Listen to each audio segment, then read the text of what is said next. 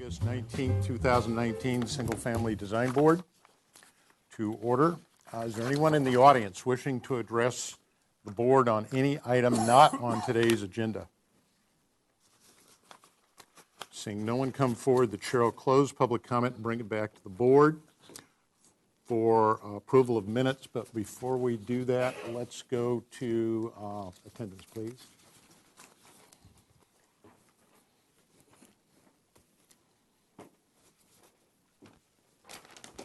Thank you, Chair Sweeney. Here. Vice Chair Miller. Here. Board Member James. Here. Board Member Farrell. Here. Board Member Ziegler. Here. Board Member Motisha. Here. And Board Member Richards is absent. Thank you. Okay, let's go to approval of our minutes of our August 5th meeting. Do I have a motion for approval? I make that motion. Have a second? Second. Okay, let's go through each item, make sure there are no questions or comments.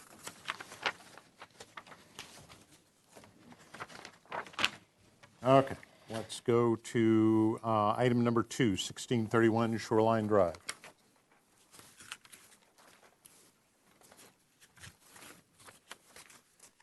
Item number 3, 1553 Shoreline Drive.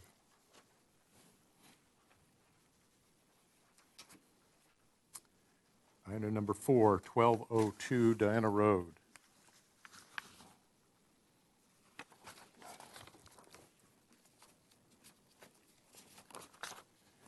Item number 5, also 1202 Deanna Road. That's lot number 1, I believe.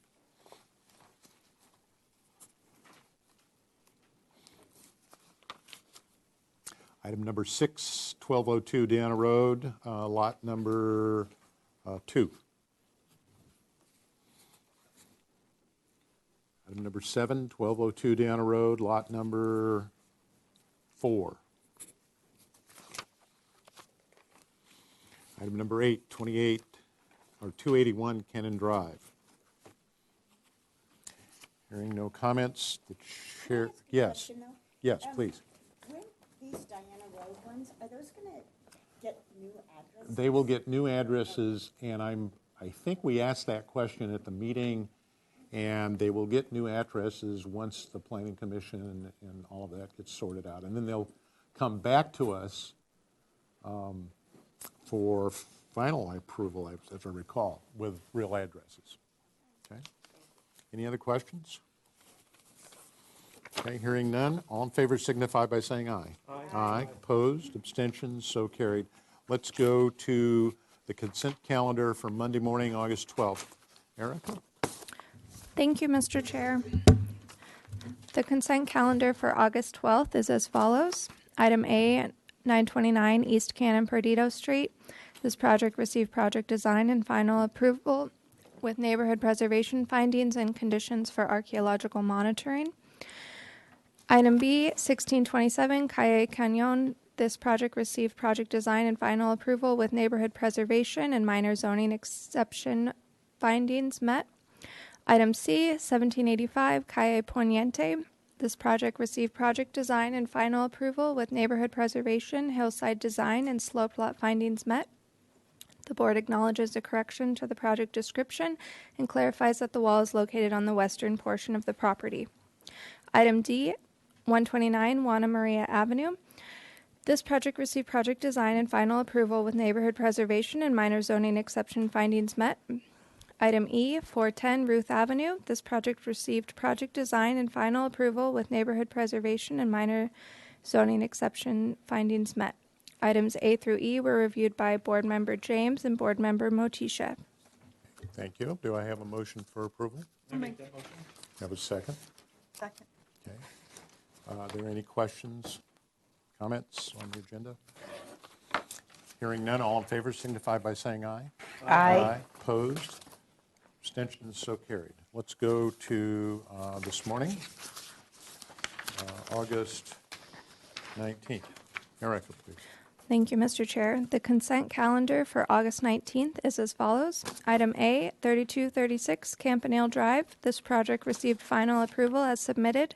Item B, 1276 North Ontario Road. This project received final approval as submitted. Items A and B were reviewed by Board Member James and Board Member Motisha. Okay, do I have a motion for approval? I make that motion. Do I have a second? Second. All in favor, signify by saying aye. Aye. Opposed, abstained? So carried. Okay. Let's go to announcements. Erica, do you have announcements? Yes, thank you, Mr. Chair. I have several announcements today. First, please note that the next Single Family Design Board full board meeting will be held on Tuesday, September 3rd, since Monday, September 2nd is a holiday. Also, please notice item number 639 Island View Drive has been postponed indefinitely at the applicant's request. Wait, Next. that's number 5. Oh, sorry, item number 5. Okay, we have a new format for public comment. All public speakers are now requested to deliver their public comments at the podium to the left right here. You will notice that the secretary is now situated facing towards the board. Please remember to announce at the beginning of each item that anyone wishing to speak should fill out a speaker slip and turn the slip into the box right there located near the secretary. The secretary will then pass speaker slips to myself, and then I will pass them on to the board. You will need to request that public speakers come forward for any reason, such as referencing the plans. And then the next announcement, an annual recruitment for City Advisory Group members is now in progress. The resignation deadline for current advisory group members who otherwise would not be at the end of their term is Friday, September 13th. This notice of resignation will allow the position to be included in the current recruitment process. The application deadline for new appointments is Tuesday, September 24th at 5 p.m. Interviews by the City Council will take place on Tuesday, October 8th at 4 p.m., Tuesday, October 15th at 4 p.m., and Tuesday, October 22nd at 6 p.m. New advisory group members will be appointed on Tuesday, November 12th. General information about each advisory group and the application for appointment, list of vacancies, vacancy notices, and recruitment schedule may be obtained by accessing the city's website or from the city's clerk's office. And then lastly, Assistant Planner Michelle Bedard will be present for item number 1, 365 El Cielito Road, to assist in answering any questions that the board may have. Thank you. And then if you could, Erica, reconfirm the September 13th training? Did you have that on your list? Oh, we do have the board member training on September 13th. I will have to follow up regarding the time that's set. And that's all just to remind you that we've been working at this for a while. City staff's been trying to find a way so that we get some training.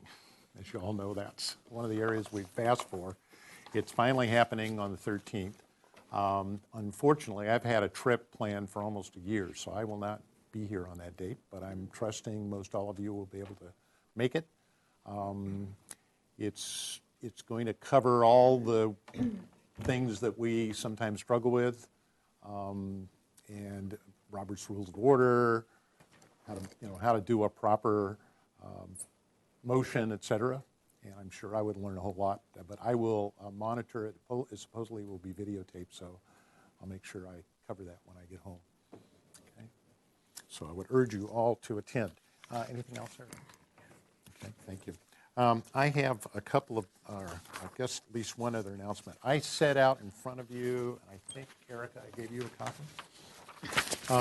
I've had a couple of meetings with the chairs of the other review boards, the ABR, the ABR and the HLC, Historic Landmarks Commission. And out of those discussions, we concluded that it was probably due time for all three review boards to resurrect the opportunity to give awards for excellence in design. And historically, that was done by the HLC, so there was a process kind of already set up. In fact, they gave their first one in 1987, and then for whatever reason, there was kind of a lax period of time where the awards weren't given. But in that conversation, rather than just the HLC, the three board chairs really have endorsed this concept of all three boards giving those awards out. But in order to do that, there's some homework that all has to be done.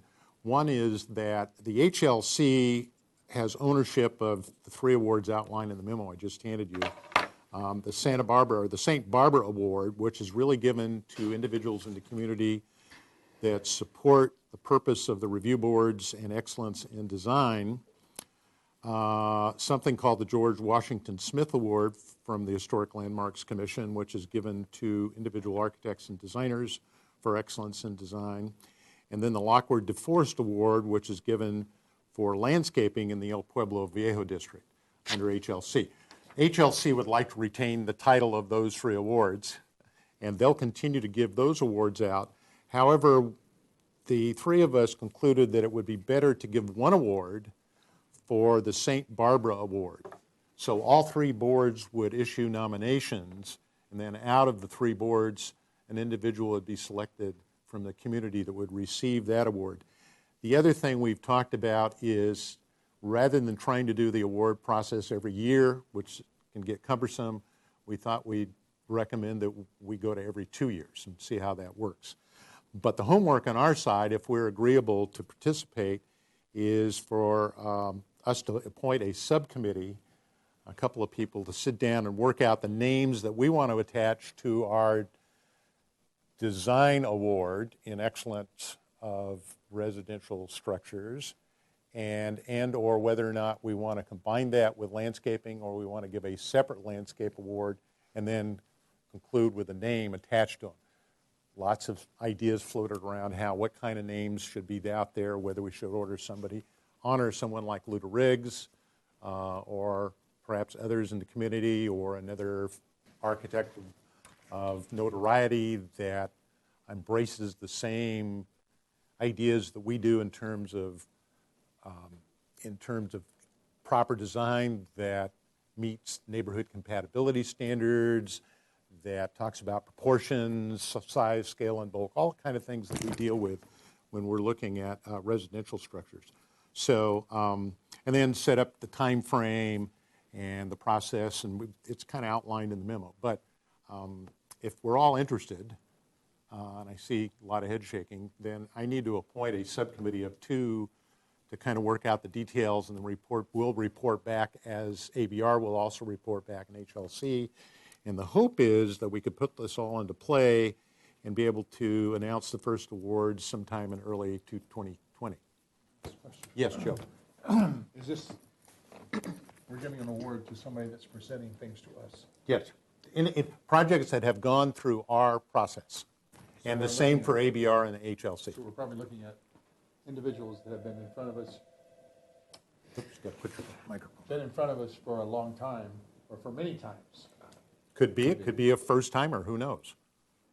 So it goes to completed projects. We thought we'd use a 5-year window, so within the last 5 years, completed projects. So in other words, a completed, for our board, it would be a completed residential project. Okay, so. And that's the ones we would look at. So, Other questions? yeah, so that would require like going back out to some of these sites to see Absolutely. that it had been completed, it had been completed to the design standards and everything else. Yeah, okay. And as you know, I think I've shared with you, as I go out and look at these properties that we're seeing. Right, As I did this morning with 3 of them that I hadn't seen that'll be on the agenda today, I do take the opportunity to scope out some of the ones we've looked at that are now completed and built. Mm-hmm. So it puts a little more discipline on us to pay attention as we peruse our neighborhoods and look at projects. Other question? Yes. I'd love to be on that subcommittee. Okay. Lisa? I would love to be on the subcommittee for the landscape portion. Okay, well, let's put you 2 on I have 2 volunteers right off the bat. So let's put you 2 together on a committee. I will try to brief you and give you the background. You'll need to pick a date when you want to meet. And then we want to communicate everything back through Erica so she kind of keeps track of what's going on, because ultimately that has to filter back through Irma's office. The original awards, Erica, were put up by Jaime Limon. So there's apparently a whole background of how they did these and so forth and so on. The idea, I think, ultimately is the awards would actually be given out at a city council meeting by the mayor, et cetera. I think that's how they were previously given out when the HLC was doing it by themselves. So there's a process in place. We just need to kind of adapt it to apply to all three boards. So I'll let you guys work out when you want to meet. Okay? Excellent. Okay. I think, the only other announcement, I was out this morning looking at one of the sites we'll see today, and I took the opportunity to go up Loyola Avenue off of Shoreline Drive. And as you know, we're going to have to deal with this new requirement for the coastal zone, scenic resources and visual quality policies that we talked about on an item at our last meeting. And the first target will be that application on Shoreline Drive. So I would encourage you, I think it's coming back to us on the 3rd, the next meeting. So I would encourage you to try to get out to Loyola. I got up to the top and then just drove down so that I could ascertain, this is all about, as I understand it, about what the public can see in terms of ocean view. That's why this thing is in play. Yeah, it's that big, long street coming down. So I think it would behoove all of you to just kind of go scope it out yourselves, because I assume at some point we're going to be given the task to determine is what they're proposing, et cetera, deal with the ocean view. And this will probably be the first of several that we'll see of these, so we probably should get in the practice of paying attention. Okay? Mr. Chair? Yes. Just a little aside. I have family that live a block and a half up Loyola, and when we want to check the surf, we just walk out the door and get the ocean view through that slot. Okay. Yeah. Yeah, so those are the kind of things you all are going to have to look at individually, and then we'll have to, as a board, make decisions based on staff's guidance as we move through that process.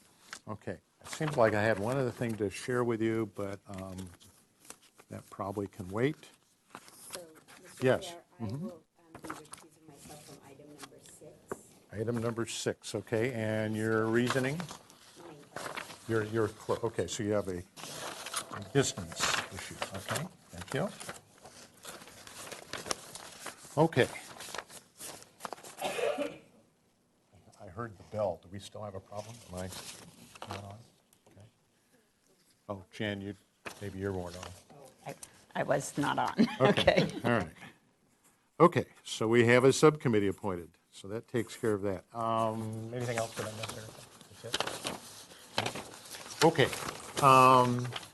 Let's go to item number 1, 365 El Cielito Road.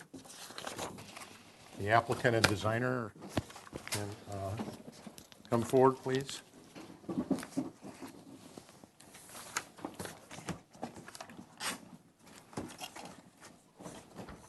Afternoon, welcome. If you could introduce yourselves for the record, please. Paul Ashley. Zoran Belbis. Okay, thank you, welcome. Before we start, I have indication we have several folks that would like to speak to this item. So as Ms. Monson outlined at the beginning, I'm going to have you all come. Mary, can we bring that forward to use the microphone? Is that how this is going to work with the pedestal? If you do want to speak, if you could pick up a yellow tag, I don't know where they went, and fill that out and put it in the public's comment box, that would be most helpful. And we also, when I got to got to the table this afternoon, there were several envelopes addressed to each one of us individually. That's not quite the process that it should go through. It has to really go through the secretary. But in any case, part of that process is being asked to identify the name of who submitted this letter. And so we may ask for clarification at the time. that we would start to review public comment, because it's not clear. I'm not really great at reading people's writing, and probably less competent in saying their names, so we may need to deal with that. So for those wishing to speak, as you know, the process here is we allow the applicant to share with us what they're doing. Staff will share with us what our purview is today and what we're supposed to be looking at. Once that information is shared with us, we then go to public comment. Each of the speakers will have 2 minutes to address the board. Once I close public comment will be completed, and the discussion will return to the board for questions and action if necessary. So with that, can we go ahead and give us a background, please?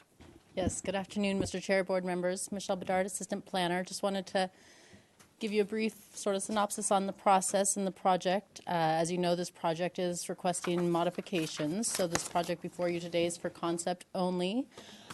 No action can be taken. They are asking for modifications for a front setback for accessory structures, pool equipment and shed,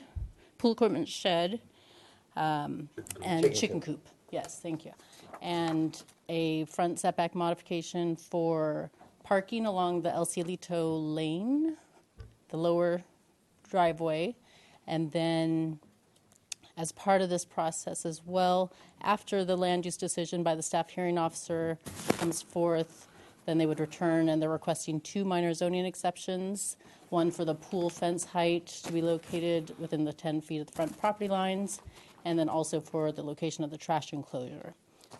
So we'd like today comments on the requested modification. If you are ready to continue this project on to the staff hearing officer, we'd want you to specifically comment on the requested modifications for the chicken coop, pool equipment, and parking in the front setbacks. Okay, and then just to be clear, we can also then reference what we previously approved. Yes, Mr. Chair, that's fine. So Erica, do we have the previously approved set of drawings? We have those available when we're ready, thank you. Okay, with that, if the applicants will please share us what they are doing and clearly kind of share with us the modification pieces, et cetera. Thank you. Well, starting with the scope of work here, front yard modification to allow accessory structures, pool equipment shed, and a chicken coop located within the front yard. Should I reference the plan? Yes, please. So, in blow up, this is the southern end of the site. The pool equipment shed is an as-built, and the chicken coop is a new feature off to the side here. The premise being that the entire site is all front yard setback because of the surrounding by the three roads around the site. The second front setback modification is to allow a second driveway located within the front secondary setback off of Cielito Lane, which is down at the bottom, down here in the corner of the site, off of Cielito Lane. Details of all these modifications are on the following sheets. We've got details of the proposed driveway, details of the painted metal fence with privacy fabric, the chicken coop, and the as-built pool equipment shed and a water tank. Okay, and those details. Before you go to that, just Yes, to be sir. clear, let's go back to the site plan. Yes, sir. Okay, so is this existing and in place? Chicken coop, is it there now? The chicken coop was over here. I understand that, but is it there now? It's there now. Okay, and is that there now? Yeah, that's been there since 1980. Okay, and the fence that you've just described, is that there now? So this fence is here now. Okay, all It's right. not that fence. Is it's this there. piece of This driveway? has been there since 1980s before I owned it. So that's there, Yes. okay. And then just to be clear, there are no setback lines in these drawings because you just indicated that all of the setbacks cover the whole site, is that correct? Well, here's my Those are the setback. setbacks. Here's my setback right here. There's my front setback. There's my front setback. Okay, And if- so just to be clear, it's not the whole site, it's just to here, to that line, right? Yes. There's 3 sides that are front yard setbacks. I understand that, but on this side and this side, that's the line. Yes. Right. I okay. misspoke. There's a very small backyard behind the house here. The entire perimeter of the rest of the site is considered front, so that's why it's all front setback on 3 sides. Okay. The deep setbacks. And what, I had a question too. There is a haphazardly fence that's Yeah. all the way along here. Does that exist, that's existing? It's existing, and that was already approved. Existing. So that's Okay. there. That MZE All right, was before we already get to approved. other questions, let's go ahead and let him finish. Okay. It's a hard site to, especially when it's the first time we've looked at it. Well, First time I looked at it. Let's let him finish. this is the upper portion of the site, which is not really a part of this procedure now because the existing gazebo was canceled. It's no longer being requested for modification. Here's photographs of the Cielito Lane end of the site, that corner driveway. This is an existing concrete driveway, which doesn't meet the requirements for site drainage. The proposal is to do strips of concrete alternating with strips of crushed aggregate to allow for site drainage. So we don't have to do collecting of water washing off the site, which we can't do because it's onto the public right away there. On this sheet here, photos of the chicken coop in situ, and then manufacturer's details with the dimensions and specs, and photos of the existing pool equipment shed with detailed drawings down here giving dimensioning and materials and whatnot. Can I just add that Yes, please. this design-wise and this sound-wise and was already approved in the last It's my understanding. meeting? Single-family design review board meeting. Right. Last sheet here is the water tank. The 2 existing water tanks to be replaced with the new water tank sizes as required by the Tier 3 review. And this was approved also in that meeting. Yeah. So the 4 basic components are the tank, pool shed, the chicken coop, and the driveway, with fencing at the bottom end. I did the quickie review. Do you need more detail? We'll have time for questions from the board. Okay. Here, if that's all you need to present at this point? Yeah, it's very simple. We'll answer questions as they come up. Okay. All right, with that, we have several speakers, but I've also had a request by our board that we had a last-minute letter, as I said, placed on our desk when I walked in. So somewhere, is this, yes? Me, I just kind of put a thank you note. Okay, that's fine, ma'am, but there's a process. So it's from Nora McMeeky? McMeeky? Okay, thank you. Right. What I'm going to do, excuse me. We'll get to that in a minute. We'll sort it out. But at this point, I've had several members of the board request that the board have time to read that letter and some other letters that we received at the last minute. So I'm going to allow time for that. Let's take 5 minutes. Is that enough?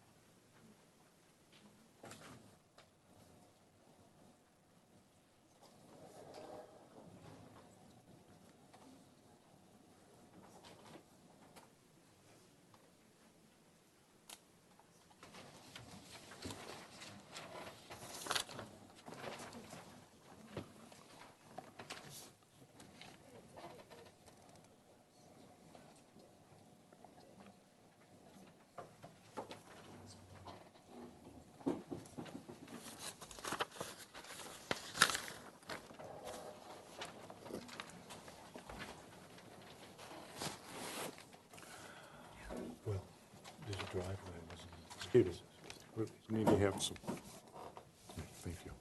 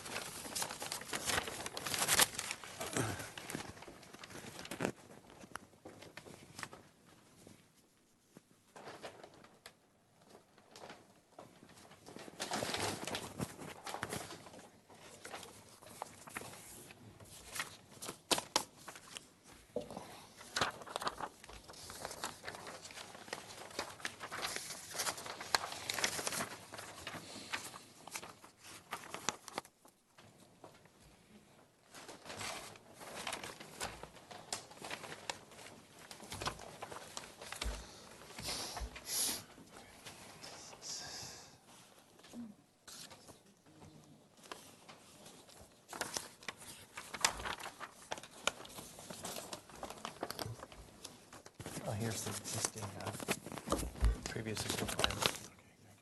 Yeah. That's from January.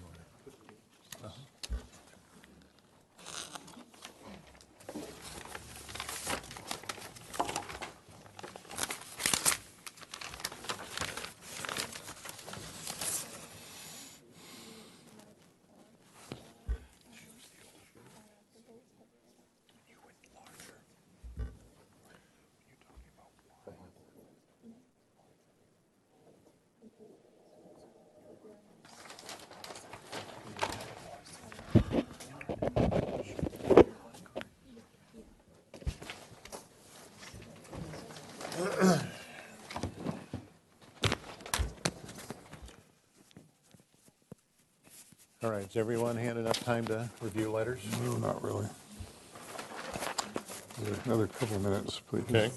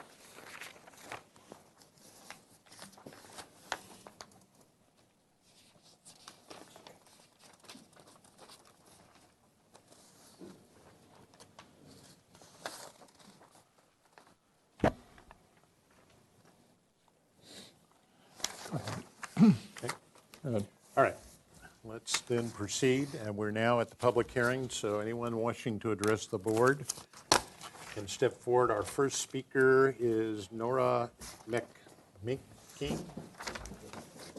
You'll step to the podium, please.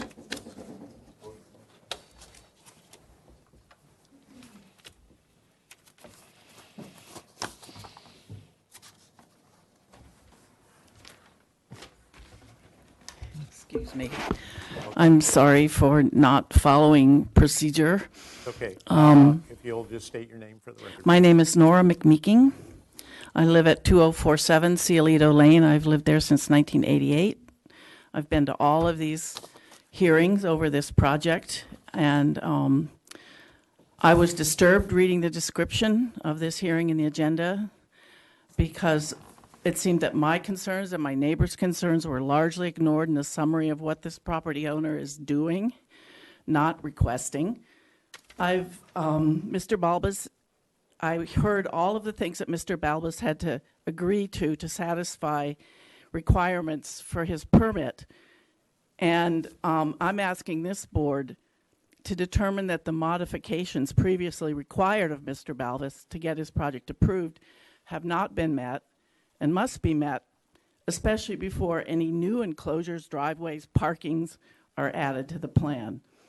I'm particularly bothered by the as-built description, which was as-built about a month ago. Mr. Balbus knocked down the top of an unpermitted wall, leaving the defective base in place, replacing it with a metal fence on an inadequate footing. When we remodeled our house 10 years ago, we got our permits first. We used a contractor who wouldn't do unpermitted work. We followed the rules. And I know the process is tedious, but it's even worse when a property owner sets out to ignore or violate the spirit and the letter of this community's standards.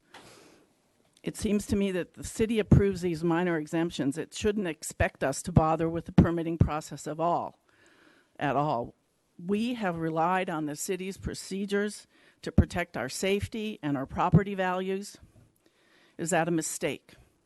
I just want people to know what to expect. Thank you. Yeah.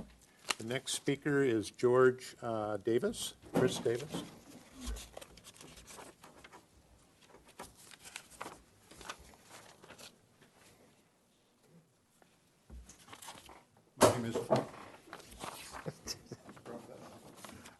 My name is Chris Davis. I reside at 1971 Silito Lane.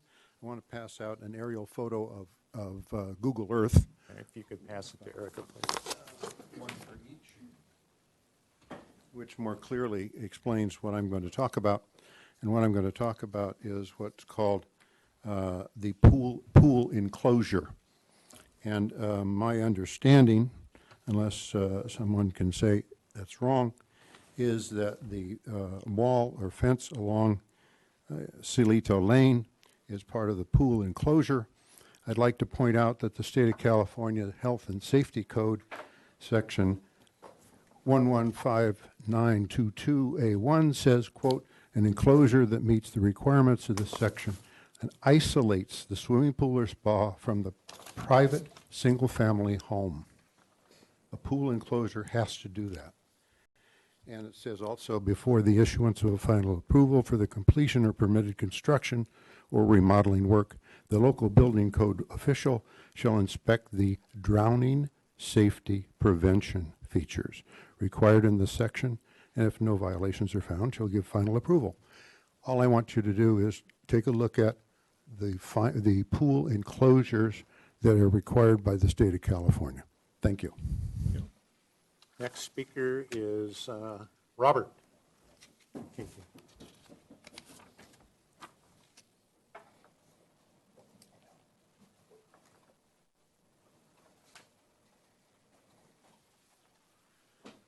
My name is Robert McMeeking. I also live at 2047 Cielito Lane, and I've lived there, like my wife, since 1988.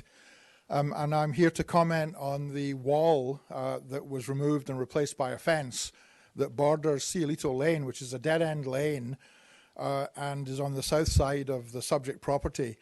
The previous motion was passed by this board that the wall should be completely removed, including its footings, and a new installation should be installed. It was not removed, and instead it was cut down, and I have a photograph here that illustrates the situation, which shows the old footing with the new fence on top of it. And I have another picture which illustrates the inadequacy of the footing, which clearly shows that it is inadequate for the purpose of supporting the fence. In my opinion, as an engineer, the wall and the fence on top of it is unsafe, and the remedy is to replace it, replace the footing completely, and put in a new installation that is properly designed, is safe, and is in keeping with the neighborhood. Which was what was agreed at a previous board meeting in this room. I've also brought a letter that I submitted earlier this month regarding the item I just spoke about, including the safety of the wall. And I have a paragraph from that letter, in case you're interested in my credentials, to speak to this matter. In my experience as a mechanical engineer with interests in stability, strength, and reliability of structures. Thank you. Thank you. Next speaker is Bruna Tripp.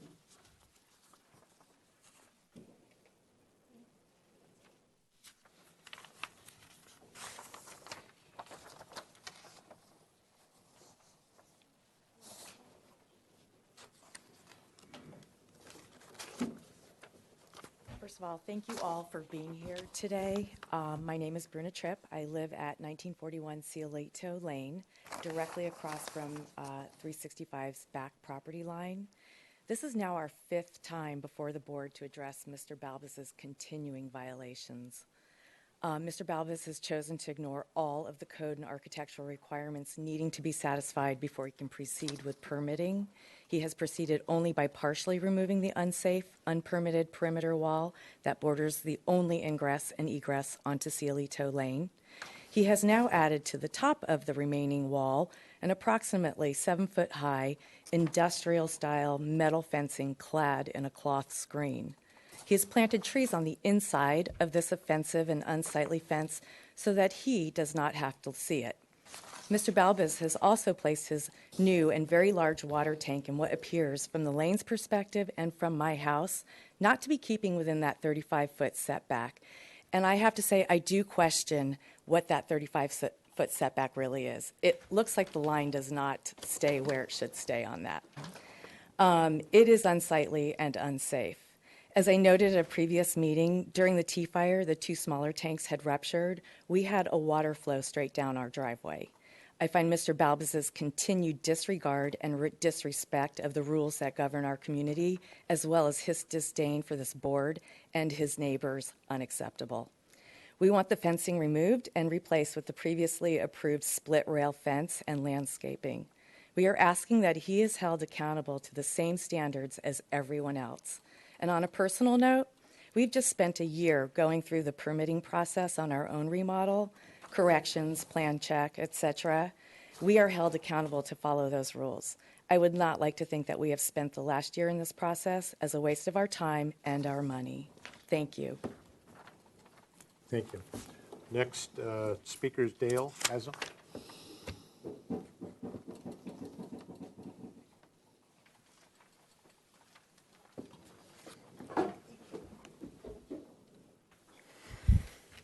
Good afternoon. My name's Dale Azam. I live at 1941 Cielito Lane with my wife, Bruna.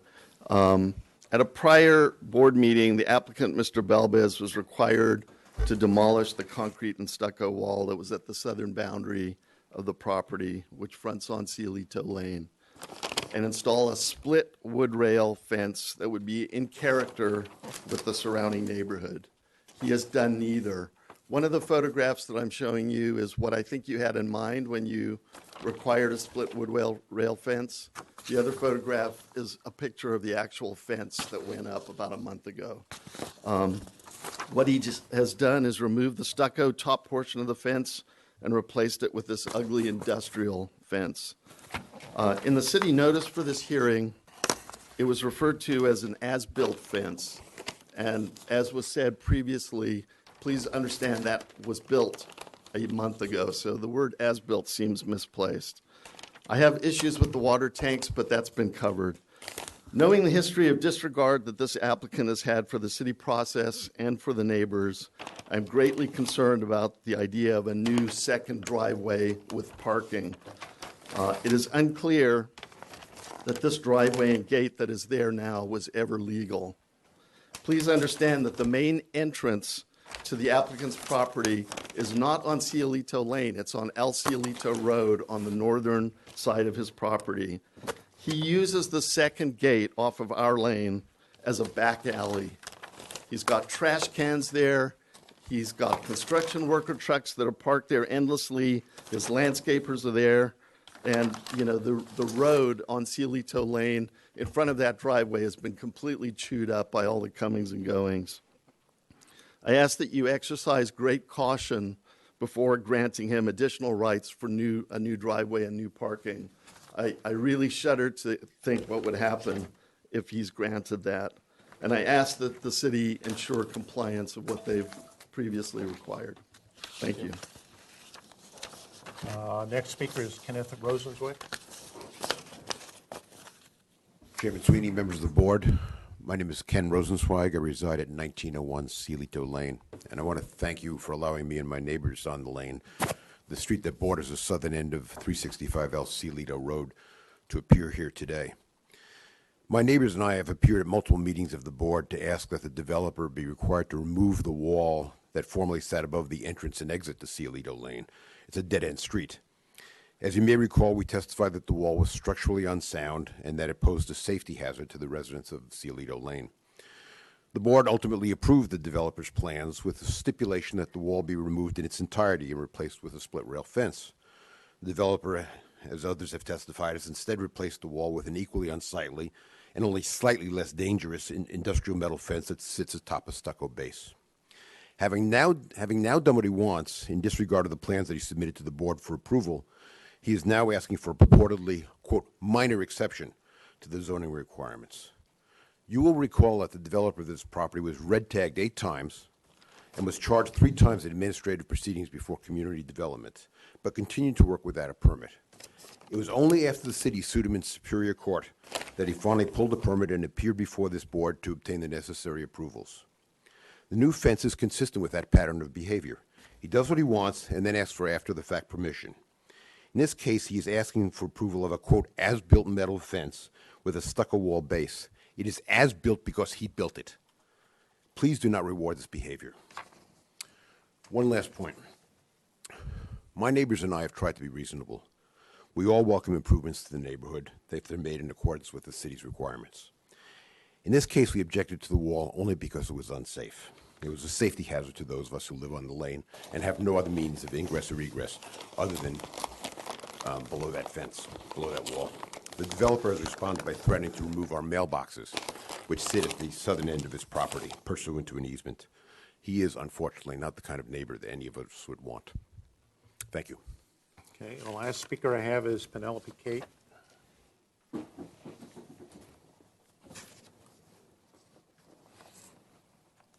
My name's Penny Kate. I live at 1901 Cielito Lane, along with my husband Ken. I'm just going to reiterate a few points because we are all in agreement on that lane about the safety violations and the complete disregard for the neighborhood shown by Mr. Balbus. I think the wall is built is even more unsafe because not only do you have the base that's going to fall down in a fire or an earthquake, but now you have this huge number of metal spikes. If they fall and tangle, there's no way we're going to get out of there. I think the water tank is, I don't know if it meets the 35-foot setback, but it is huge, and no landscaping that was in the approved final plans has been done, despite the fact of Mr. Balbus landscaping the entire back wall, including the old water tanks, which indicated to us initially he had no intent of removing them. Now he's taken the piping off and 2 times said he was going to remove the tanks on a certain day and the lane was going to be closed. Neither time were they removed. So now we have 3 water tanks there. If there's a fire or an earthquake, we've got the water coming down plus the old 2 tanks. So that's an increase in the safety hazard. He has, as I said, done a lot of landscaping inside his fence, has let his landscaping outside the fence on our lane deteriorate. Things are dying. They're left there. He has 7 green bins basically on the lane all the time full of stuff, sometimes trash. Sometimes when we complain, he'll get his people to pick it up. But it is an eyesore. It is unsafe. And we honestly do not believe that it's going to improve, and he will act responsibly unless he is forced to. And as my husband noted, he not only said he would take away our mailboxes because he didn't like us saying you're not following the rules, he also said he would go up and down the lane and look for violations on each property to report to the city. He doesn't want to look at the back of his property because he's made it so unsightly. So why should we have to? Thank you. Thank you. Anyone else wishing to address the board? Seeing no one else come forward, the chair will close public comment, bring it back to the board for questions. Before we go to individual questions, Michelle, I want to cover some background information here. I was handed, and I handed, oh, here it is. As I understand it, just clarification for the entire board. We gave this applicant a project design approval on February 19th, 2019, correct? Yes, we just verified that in the record. Okay, and we also gave it project design approval at the same meeting? Yes, that's what I Okay, and do we have the documents we approved? Is that this set right here? That's right here. Okay. All right, excuse me, this is to our board now. It's to our conversation, okay? Let's do it. like it is. So let's go to this So moved. set. All right, so Michelle, let me understand something. At the previous, if I'm reading the actions that you gave me the outline, on the 19th, the board approves a minor zoning exception for the site wall and fence that are along the El Cielito Lane. So does that minor zoning exception still in play, or do we have to do a new exception? Thank you, Mr. Chair and board members. As I understand it, the applicant has chosen to change the location of the fence, and that requires a new minor zoning exception. So we have to redo it? Yes. Okay. So, and then, it's acceptable. Let's see.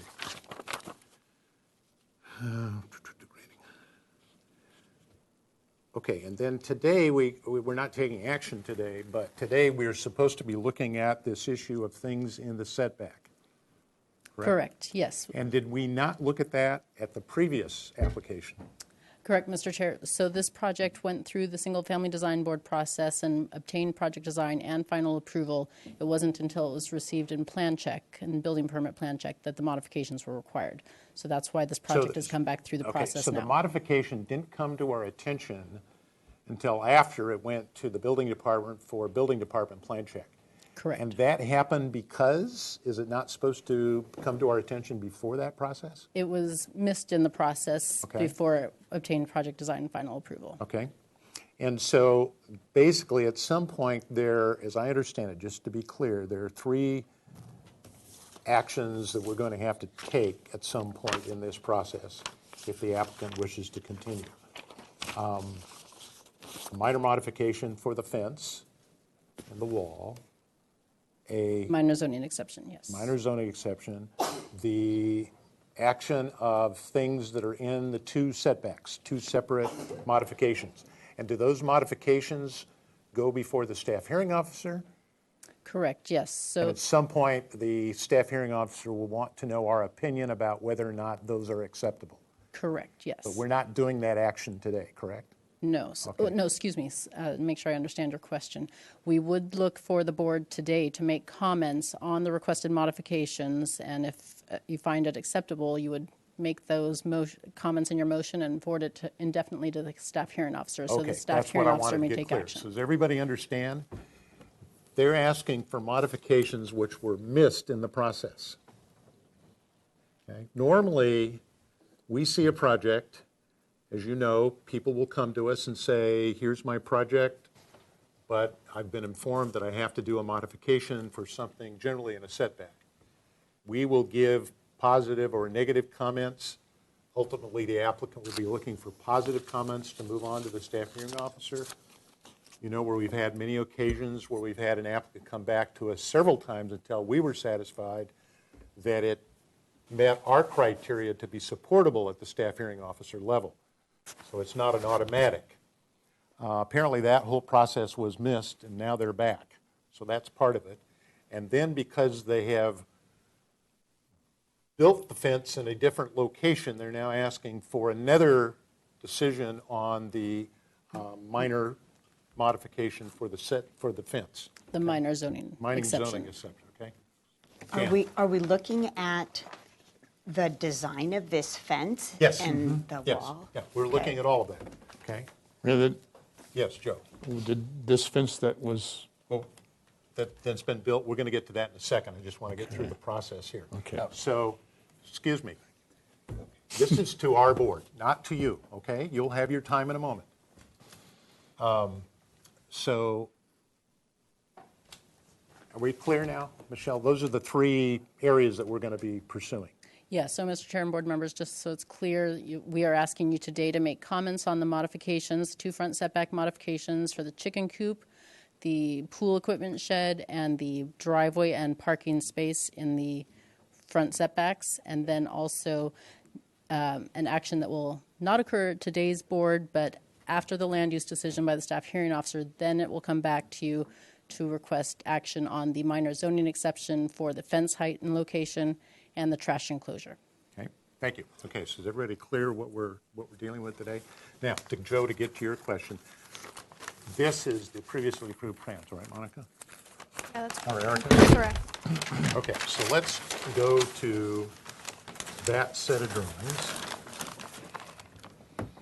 And if I could get the scales, please.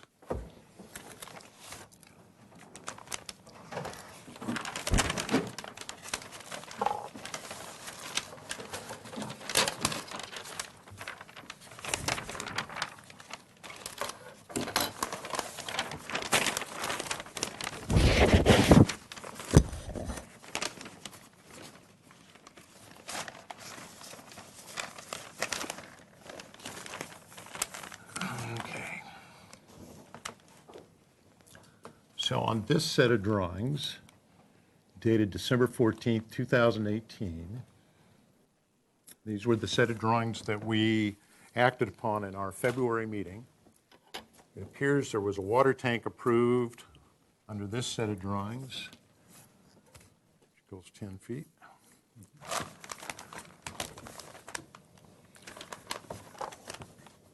That was 52, well, I'm going to take it to the center of the tank, 57 or 58 feet from the property line back to the center line of the tank, and it appears to be 2 or 3 feet outside of the setback line.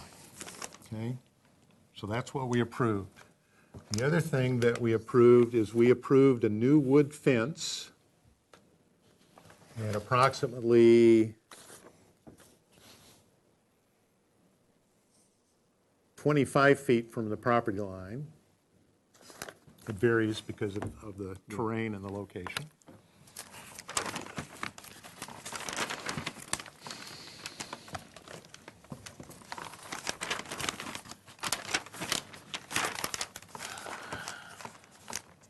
And we have indicated a new 5-foot-high pool enclosure along this line around the pool. Right? And as I recall, we were also told that there was going to be some auxiliary tank equipment. That's these 2 little tanks that were going to be sitting next to the one tank here. And it clearly shows that we were looking at a wood fence. And as I recall, and this is where some additional minutes might be helpful at some point, that we specifically said that the foundation and footing for the existing wall had to be taken out, that we wanted a wood fence. The wood fence couldn't exceed 5 feet, I believe it was, et cetera. I'm trying to do this from memory, and that we were going to accept the existing wood fence that was already there to remain, and then the new wood fence had to integrate itself with the existing wood fence. And that we looked at specifically at the gate, we looked specifically at the driveway, et cetera. So one of the things as we proceed, we may not have all this information today, is that we get the wording of what we said in that motion. And I want to review, I will be reviewing, and I would encourage each of you to go on video and review our comments of that meeting. It's going to be very important. Pardon? February 19th, 2019, okay, so that you're really clear. And also go back and look at, you may want to go back and look at the December, where is it? I had it right here a minute ago. I think it's in that memo, the December 5th meeting. What was that? So, is this the minutes? Okay, so this is the last minutes, okay. All right, let's just, now that we have this in front of us, but I'm going to encourage all of you to look at the videos. Do you want me to read them, or do you want to read them? You can go ahead if you want to read it, yeah. So that was the motion, and all the wording in the motion that was taken on, that was the 19th, correct? February. This says here September 13th. August 15th. No, they printed that today.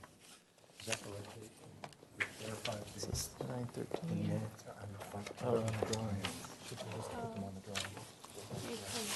what is? Oh, okay, here we go. I got it. They have it on the plans. I was trying to tell you that. Thank you. The proposed full landscape plan showing the landscaping around the 20-foot radius of the water tank and along El Cielito Lane is acceptable. The colors for the fencing and water tank are acceptable. Applicant to label water tank on the plans. The proposed measures for meeting Tier 3 Stormwater Management Program requirements are acceptable. The reduction in fence height by 32 inches is acceptable and a positive improvement. Applicant to fill in or complete the wall with the fence on the top of El Cielito Road as designated and approved on plan sheets A-05 and A-2A. Number 6, the board makes the hillside design findings and the sloped lot findings that the development, including the proposed structures and a minimum amount of grading and slope with no major cut and fill, has not altered the existing small amount of slope in any significant way and does not negatively affect any sloped lots in the area, and is designed to avoid visible scarring and affect any sloped areas lot in the area, and is designed to avoid visible scarring and does not significantly modify the natural topography of the site or of the natural appearance of any ridgeline or hillside. Number 7, the board defined the project's neighborhood as including residential area boundaries from El Cielito Road, Gibraltar Road, in the Schofield Park area. Number 8, the board makes the finding that the neighborhood preservation ordinance criteria have been met as stated in subsection 22.69050 of the City of Santa Barbara. With positive comments regarding the project's consistency and appearance, neighborhood compatibility, architecture, and health and safety, and have in compliance with good neighbor guidelines. Action taken by James, seconded by Farrell. Miller and Motisha were absent. Motion was carried. Okay, thank you. Okay, so that we're clear on where we are, let's go to questions of the applicant at this point. Joe. Has there been work done since the last time we were? Has there been any building permits for that work? Excuse me. Let's go to staff. Hold on. Can you share with us the building permit process? The building permit for this application has not been issued yet. So any work that's been done has been violated. It's a violation. Excuse me. This is our discussion.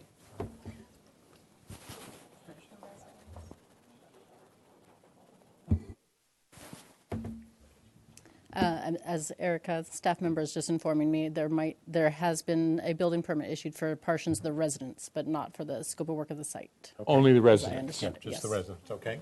Thank you.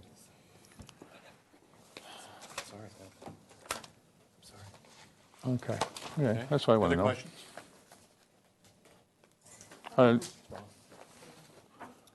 Joe. Where's the parking, where is this parking going to be? Are we addressing that today, the parking? I want to get to that in comments, but. Okay. Mr. Chair and board members, just to clarify, I don't know the permit history for all building permits issued, but for the project scope of work before you today, the building permit has not been issued. Okay. And could you clarify the parking, are there parking issues other than this back driveway that goes onto El Cielito Lane, correct?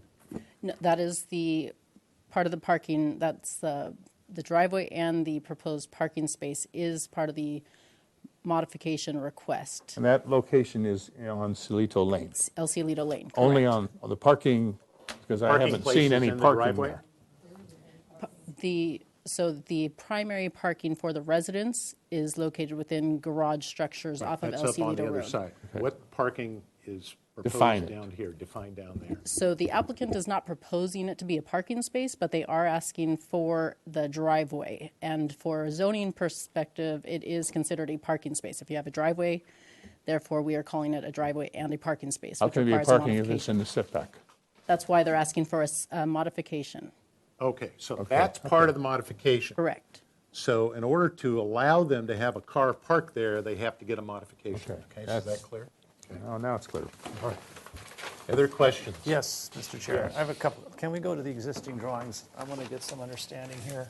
on those, there's a. On the ones we approved, correct? Yes, on the ones we approved, there's a sheet with all the pictures. All the, where, okay, so from this, I see this and this. Now, what happened to this fence? It says as-built stucco wall. What happened to it? It's gone.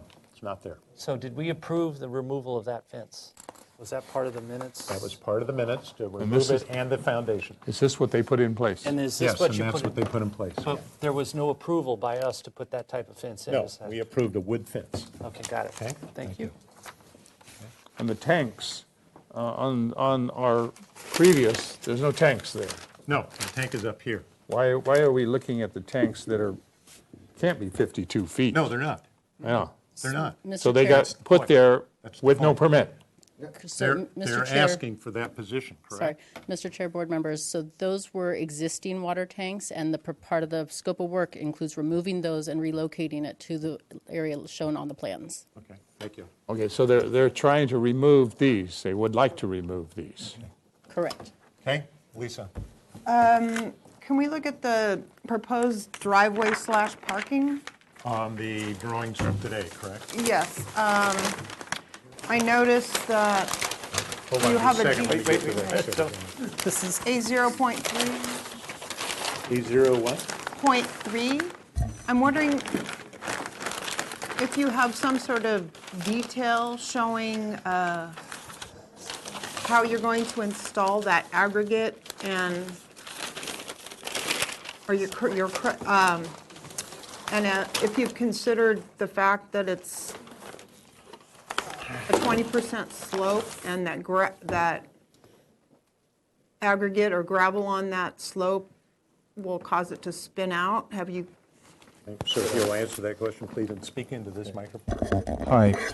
That plan that you see there is conceptual. When we started talking about that driveway, her department directed us to the transportation department, and I work closely with Caitlin of that department. She sent me some standard details.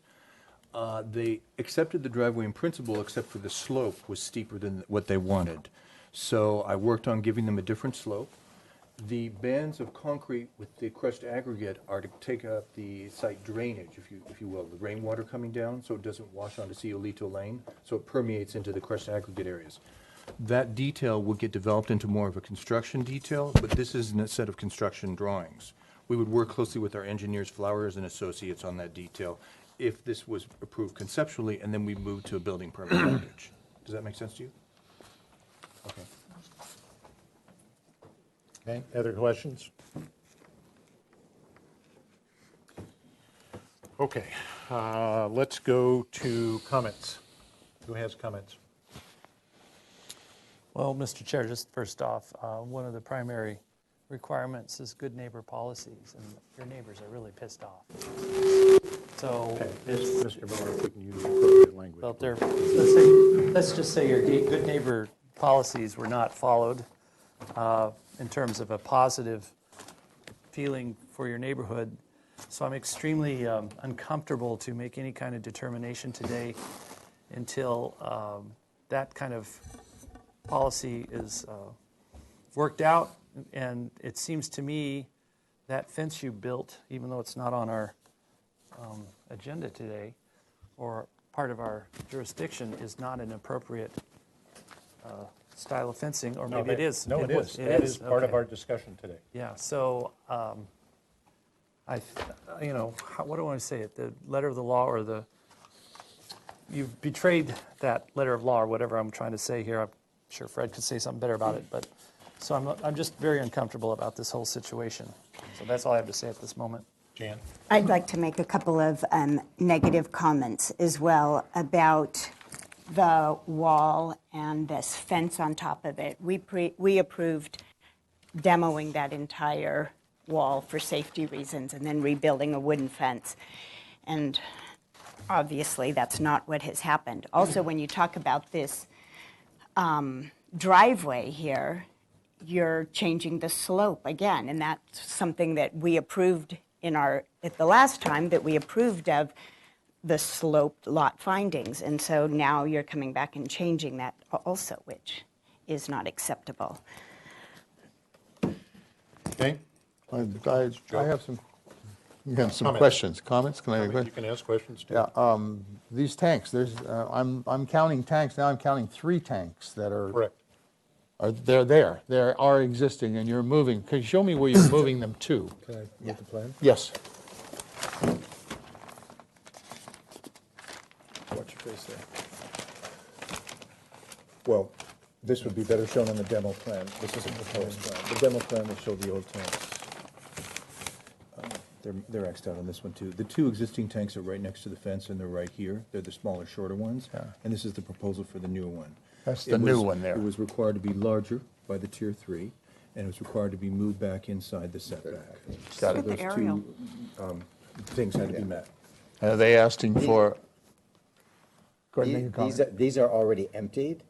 I'm just waiting for someone to come pick them up. Okay. And they've canceled on me twice. There's only gonna be 1 tank. At that location? At this Yes. location. They've been emptied and disconnected Yeah. from the system. Okay. Okay? Other comments? I'll comment. Lisa?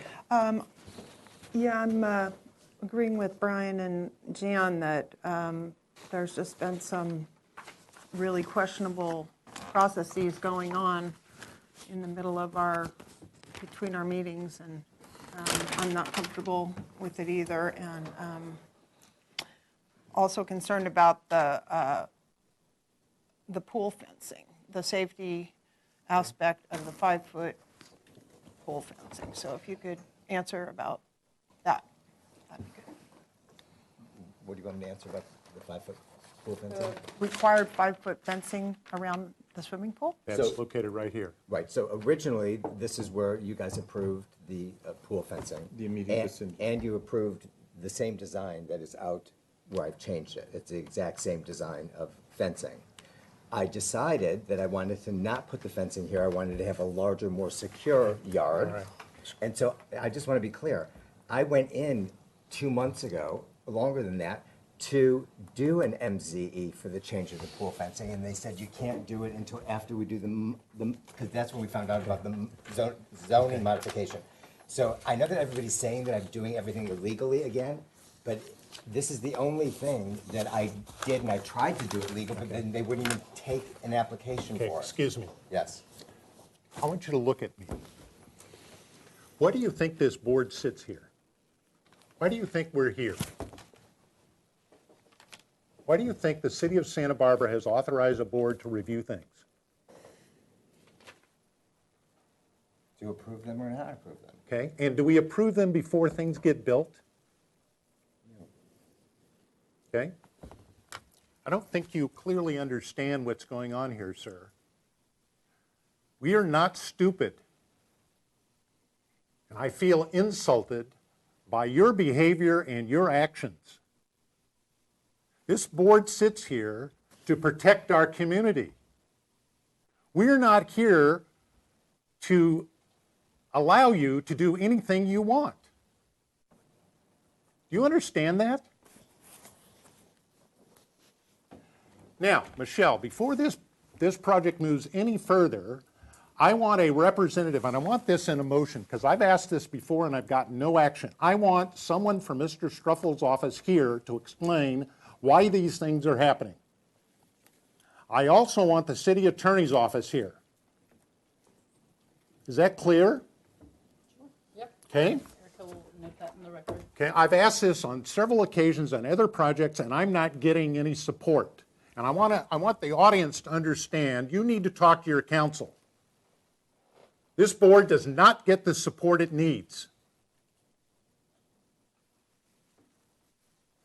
We're here trying to determine the aesthetic appropriateness of anything on this site. And you, sir, are not paying attention. This board should not have to do what we're doing today. You do not build things without the approval of the city of Santa Barbara. You understand? And part of that approval is the approval of this board. And the next time you appear here, everything ought to be directly in line. I am not going to put up. I am a volunteer in this board. I can leave at any moment. I can choose to leave at any moment. Do you understand that?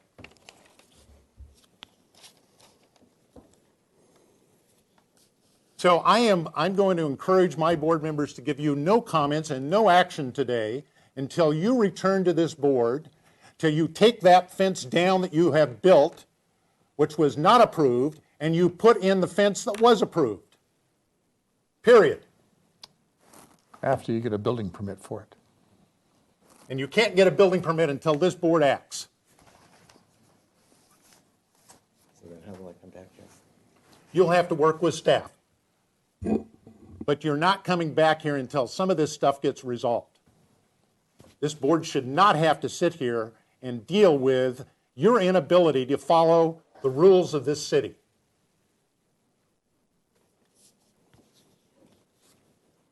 The chair will look for a motion to postpone any action to further notice. I make that motion? Do I have a second? I second it. Is there any further discussion? Mr. Chair, board members, just to clarify for the record, I understand you're not comfortable making motion on the comments on this. I just wanted to clarify for the record that the next step would be to obtain comments for the modification. Do you feel comfortable? We're not going to do any of that, Michelle, today. Okay. Until I get some support here from the appropriate departments in this city, this board is not taking action. That's the motion on the floor. All in favor signify by saying aye. Aye. Aye. Opposed? Abstentions? So carried. Let's go to the next item.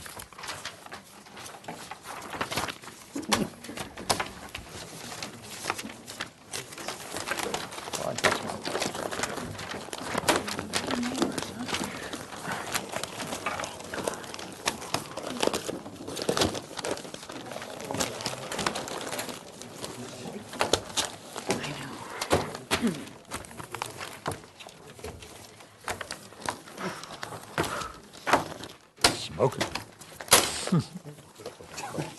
Fred, don't.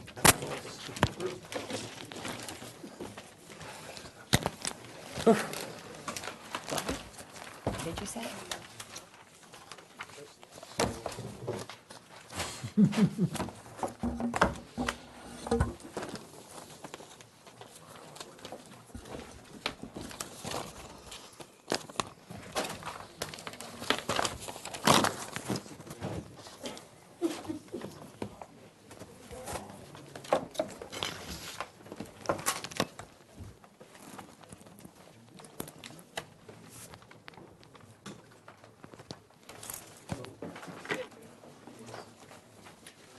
I'm going to need another microphone.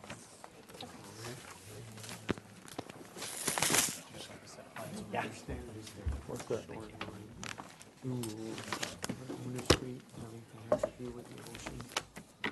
I haven't read it either, but I think.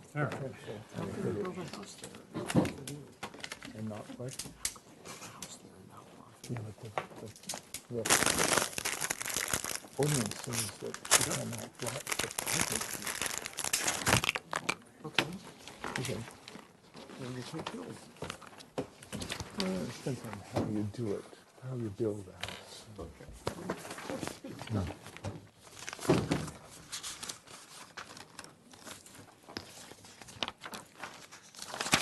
Okay, we're at item number 2, 309 North Soledad Street. This is one of the first ones. This is here, project design and final approval is requested. Project requires neighborhood preservation findings. Project was last reviewed April 15, 2019. Mr. Miller, do you have? Yes, I do. Okay, before you read that, if you'll introduce yourselves for the record, please. Sure, I'm Brett Ettinger with Ferguson Ettinger Architects. Thank you. Matt Shara, also Ferguson Ettinger Architects. Thank you. Mr. Miller, if you could read the action of our last meeting, please. Yes, number one, applicant to provide a conceptual landscape, hold on.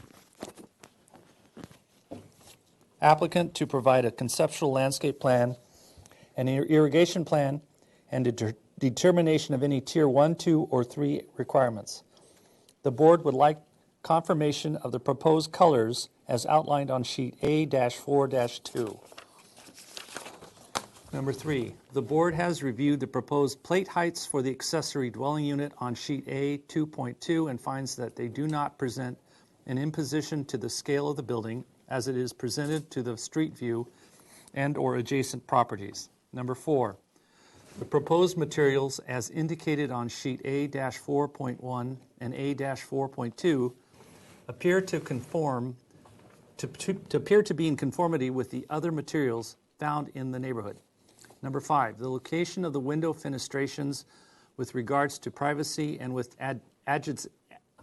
adjacency to both existing and proposed new fencing around the property do not appear to impose privacy issues. Number 6, the public view corridor is identified as in the area from North Soledad Street and from Elizabeth Street. The public view corridor does not present a significant impact to the view as seen from the neighborhood. Number 7, the board would like confirmation of exterior lighting within the landscape driveway area and any lighting applied to the surface of the exterior of the building. Number 8, the board understands that the purpose of this project is to identify the finished materials on the existing front residence.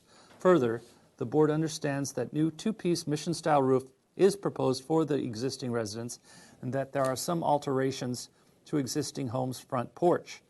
Number 9, the applicant to work with staff to determine whether or not the front stone and wrought iron railing fence meets the zoning requirements. If not, staff should provide direction on how to review and/or approve this element. Number 10, the major drainage components from the flat roof area of the ADU are reviewed, and a discussion was held regarding the proposed flat roof of the proposed ADU and its relationship to the other residential structures within the block. Number 11, the applicant is encouraged to define the neighborhood and present their explanation to the board when they return. And number 12, generally the board defines the neighborhood as those properties facing East Montecito Street as it intersects North Soledad Street. Further, the neighborhood extends from the half block east of East Gutierrez Street to Millfront Avenue and to Voluntario Street. Thank you. Sweeney, Farrell. Motion was passed unanimously. Thank you. Okay, so if you could share with us if you've made any changes or where you sit at this point. Sure, thank you very much, Mr. Sweeney and fellow board members. We've developed our drawings after about 3 or 4 months of dashing our T's and dotting our I's relative to some planning division requirements, including things such as an archaeological report, which was required for this area, et cetera. The details are consistent with what you saw before when I believe you were pleased with the overall contextual approach of our project. We do also have a landscape plan and irrigation plan.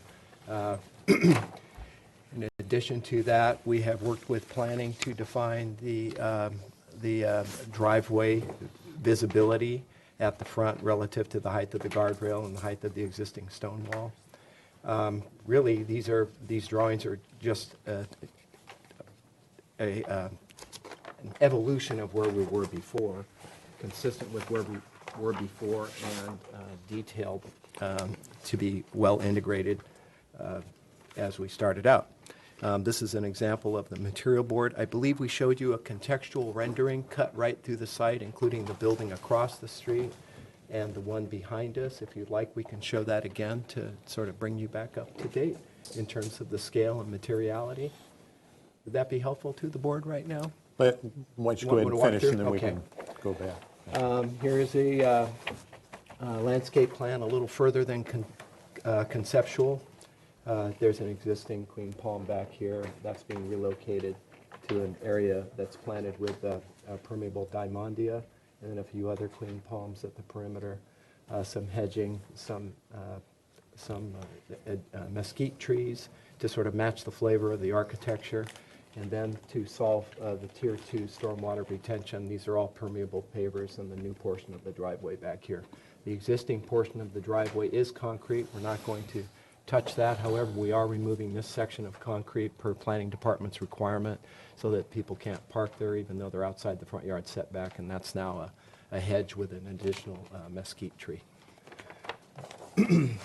There's a detail of the perimeter fencing that was shown on the site plan and talked about previously. It's a 1x6 cedar, 7 foot tall.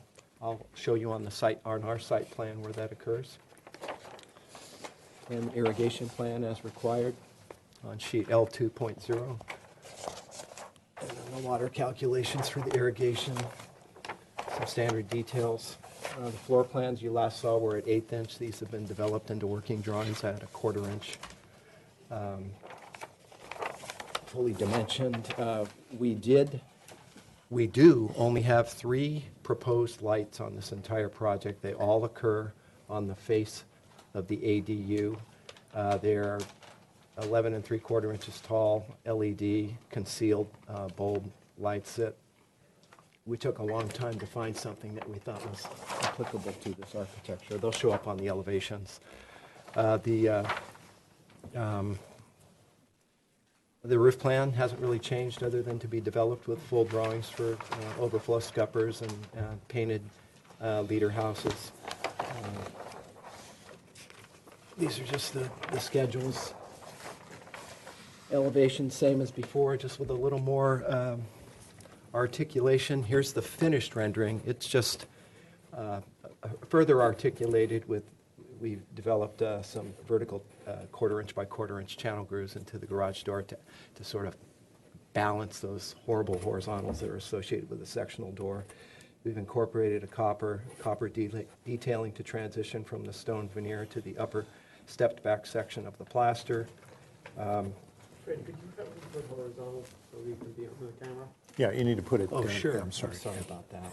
Yeah, I was the just camera, trying to thank point you. that out.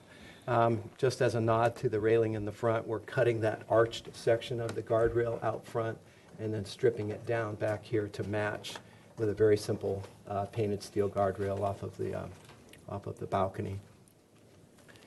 The incorporation of the 2-piece mission tile, Redlands color called out here, the same as that we're proposing on the main house out front. The colors, the blue colors, a pretty good representation of what's on the existing house right now. We showed that before, so we're not choosing to change that color, but rather to match it. I think it adds a little life.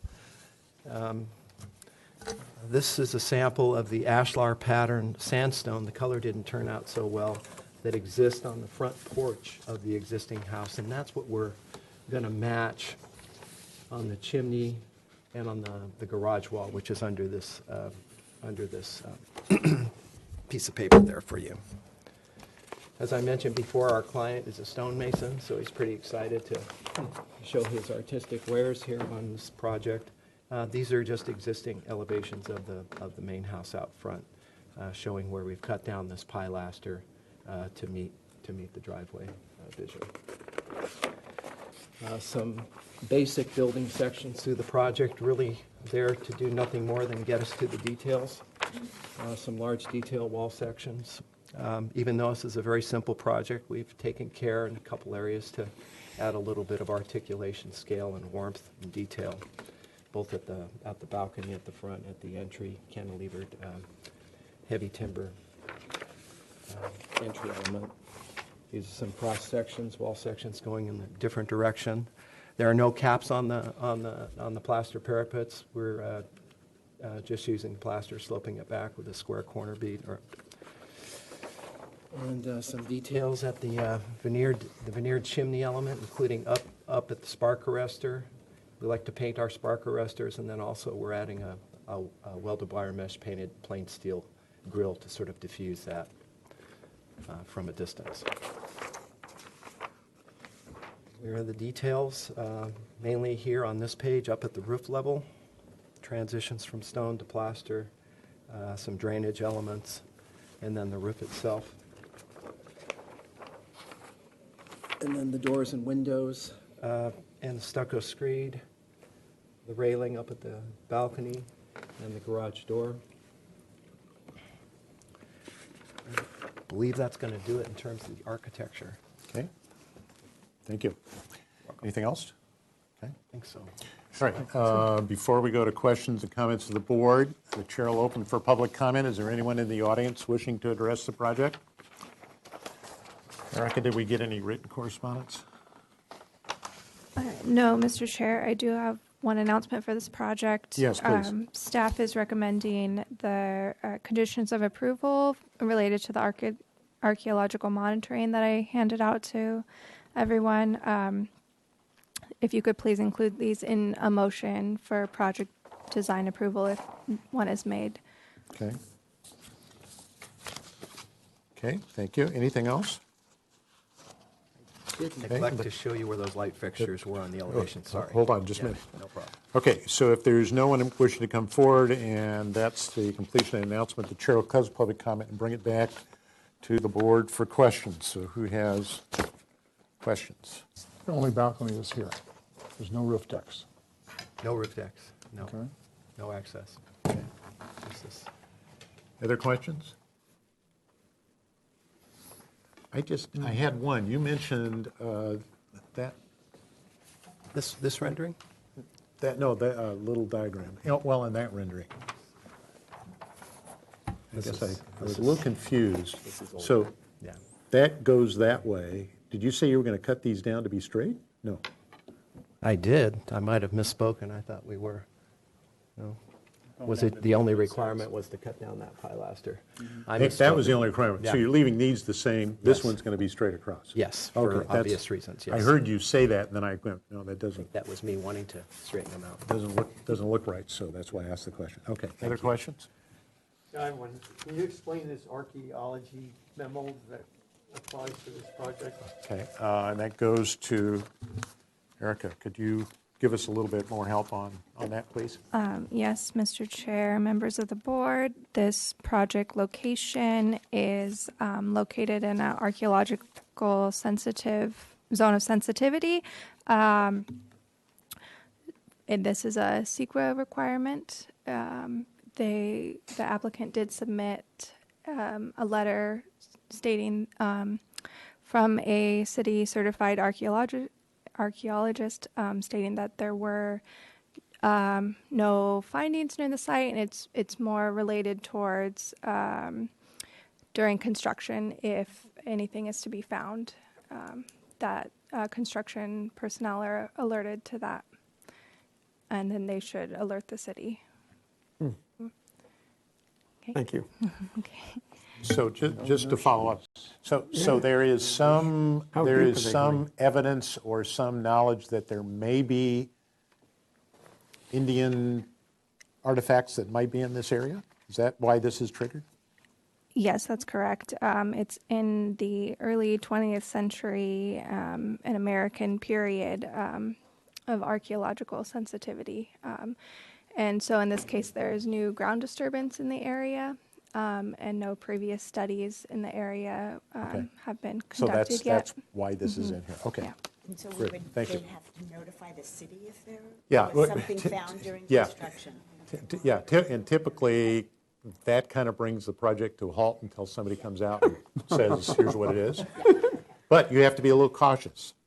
Back in 1980, whatever it was, when I was doing the bank at the corner of State and Hope Street, I got a call from Santa Barbara Savings. They basically said, Fred, you need to get out here. They shut the whole job down. They found bone fragments. They were grading for the foundations. Dutifully got out there, got everybody around the thing.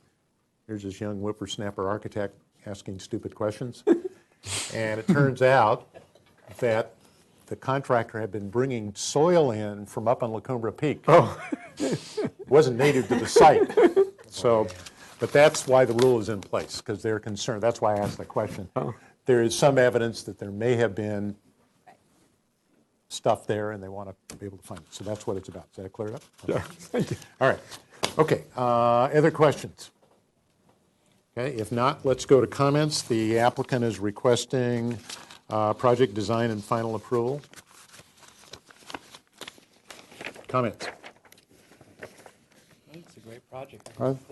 I do too. I think it's a great. I mean, it's got good lines in it, and it follows the materials and things for the house in front, and the lot's big enough to accommodate it without.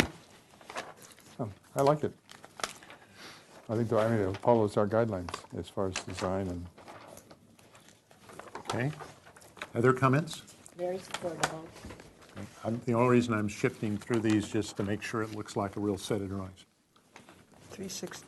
Can I have an architectural scale? Oops, yes, architecture scale. Yep. Any other comments? Maybe. Okay. My only comment would be to Erica. Erica, this would be, if someone asks what does a proper set look like, this is one of them, okay? So you can, if somebody is really, I don't understand what I have to do, show them this set of drawings. Okay, this is what you have to do to get a final set of drawings and approval. My comment would be that the landscape and irrigation plan are very supportable, simple, clean, meets our guidelines, and you've done what we asked you to do as far as the level of detail, so thank you. Okay, all right, any other comments? If not, then the chair would look for a motion. The project is requesting project design and final approval, and if you choose to give a motion in that direction, you'll need to make the neighborhood compatibility findings, and you need to include this statement by just reading the title at the front in the motion. Okay, I can make that motion. Okay. So, Single Family Design Board would like to give this project design approval and final approval. We appreciate that you have brought in a full set of proper drawings. Your landscape and irrigation is acceptable. The architecture is consistent with the neighborhood. It is also compatible with the neighborhood in size, bulk, and scale. This project uses quality architecture materials and, this project uses quality architecture in its design and materials. The relocation of the Queen Palm is acceptable. And we'd also like to read into the motion that if during construction any unanticipated archaeological resources are found, that building will stop and the city will be notified. And it meets the memo, if you can just put in the date of this memo. And it meets the requirements of this memo dated August 19th, 2019. Okay, thank you. That's the motion on the floor. Is there a second to the motion? Second. Okay, is there further discussion to the motion?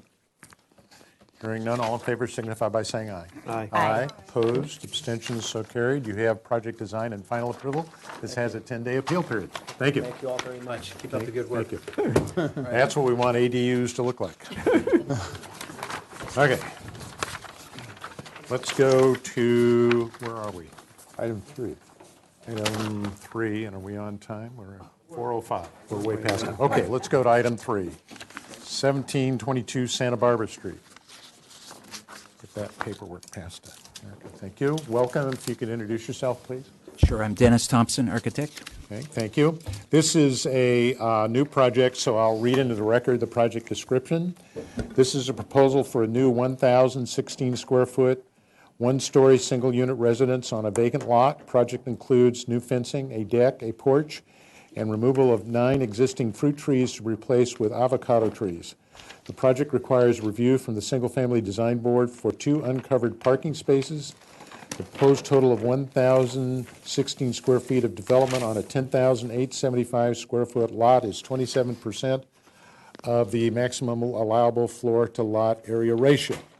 No final appealable action will be taken at this meeting. Project requires neighborhood preservation findings. Mr. Thompson, if you could share with us what you're doing, please. Sure. I might start with the aerial map. Sorry, I don't have this bigger. Let's move it here because the that work? camera guy can Yep. bring it down. I'll bring this along with me. This is the property. It's 1720. Well, 1724 is the house behind. It's this house. This is an undeveloped vacant lot. I think it's just been given the address of 1722. So the family owns both parcels. This one has just never been built on before. So here's the existing house, served by it's a flag lot, served by a driveway that goes back here to a garage. So the proposal is to build a small house. I mean, I want to call it a guest house, but it's not. It's a freestanding single-family house of 1,000 square feet. That would be kind of like the guest cottage to the main house. So the intent is to keep it small, at least for now. I've got, a thought about perhaps adding in the future, but right now it's a 1,000 square foot, one-story house with staying away from this large oak tree. Now if I can show the site photos, I think these are helpful. This is a very interesting neighborhood, large classic house just to the north of it. This is the parcel, this is the big oak tree. So the house, this little house would be situated behind the oak tree. Here's the stone retaining wall at the street level. Here's the house just to the south, another kind of classic craftsman house. And this is the house on the back part of the property, the house here. So my little house will match the same color, will match the same roof pitch, but some different materials.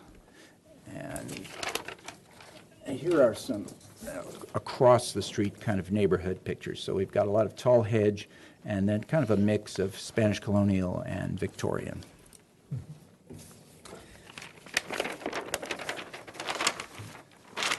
So it's a small two-bedroom, tiny two-bedroom, really a one-bedroom house with a small loft above.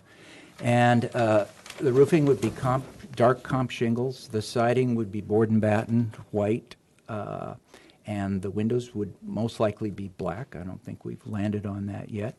So pretty much very similar to the mother house here, but a petite house, small, but compatible with the other house, and set back it's set back the 30 feet, which is, I think, about the distance of the neighboring house to the south.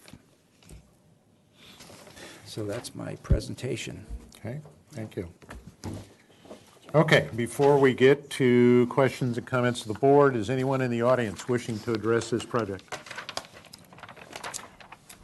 Erica, did we get any correspondence?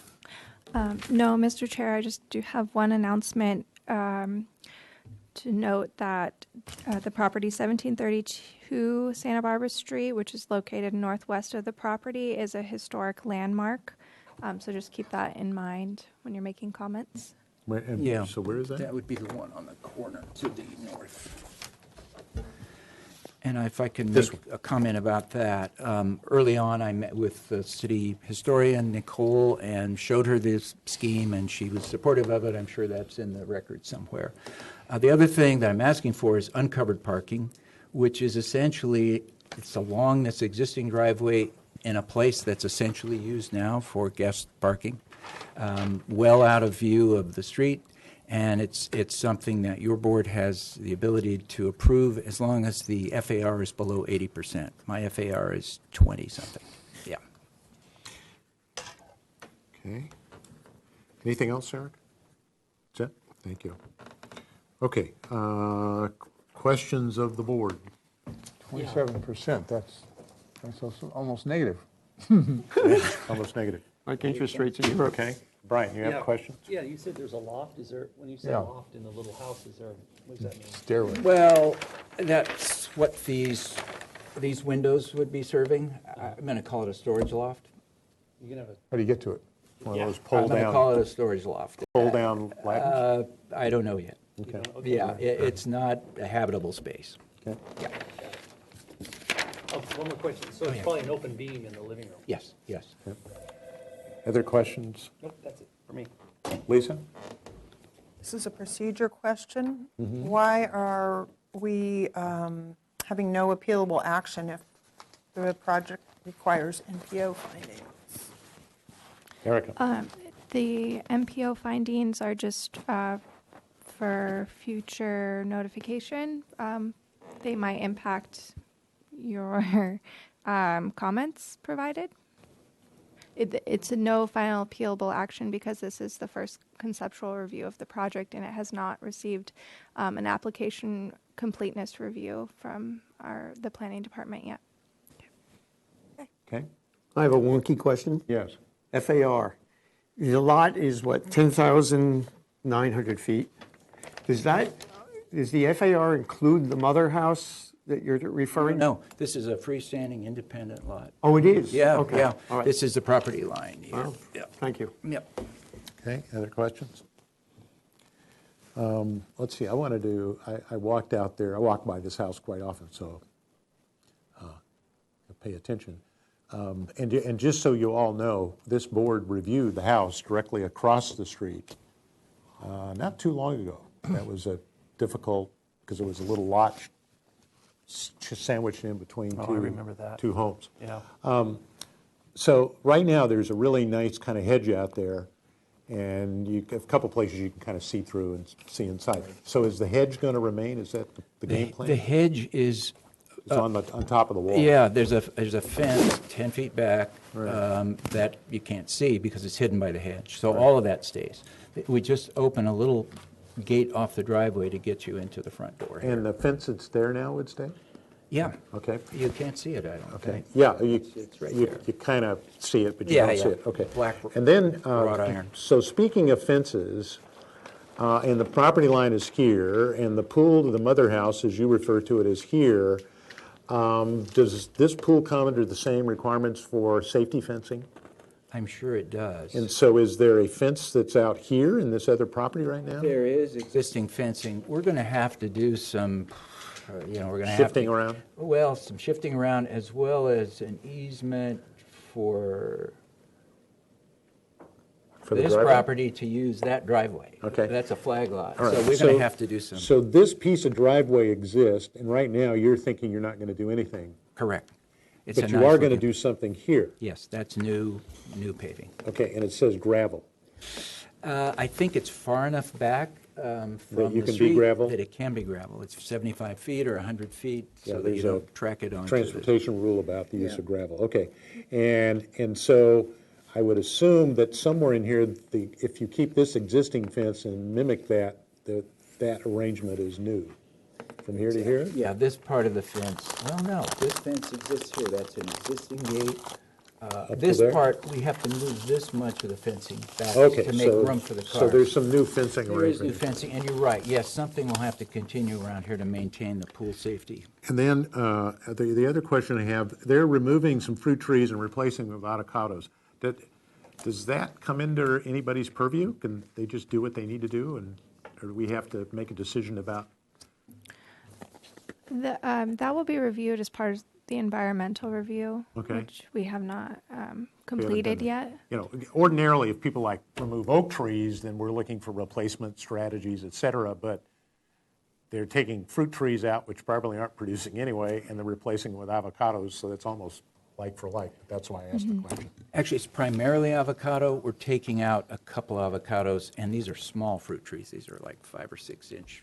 Yeah, they're a little tiny if you oranges. look at the But lot. we're trying to keep the avocados as much as we can. Okay. It's kind of the nature of the lot. It's an orchard.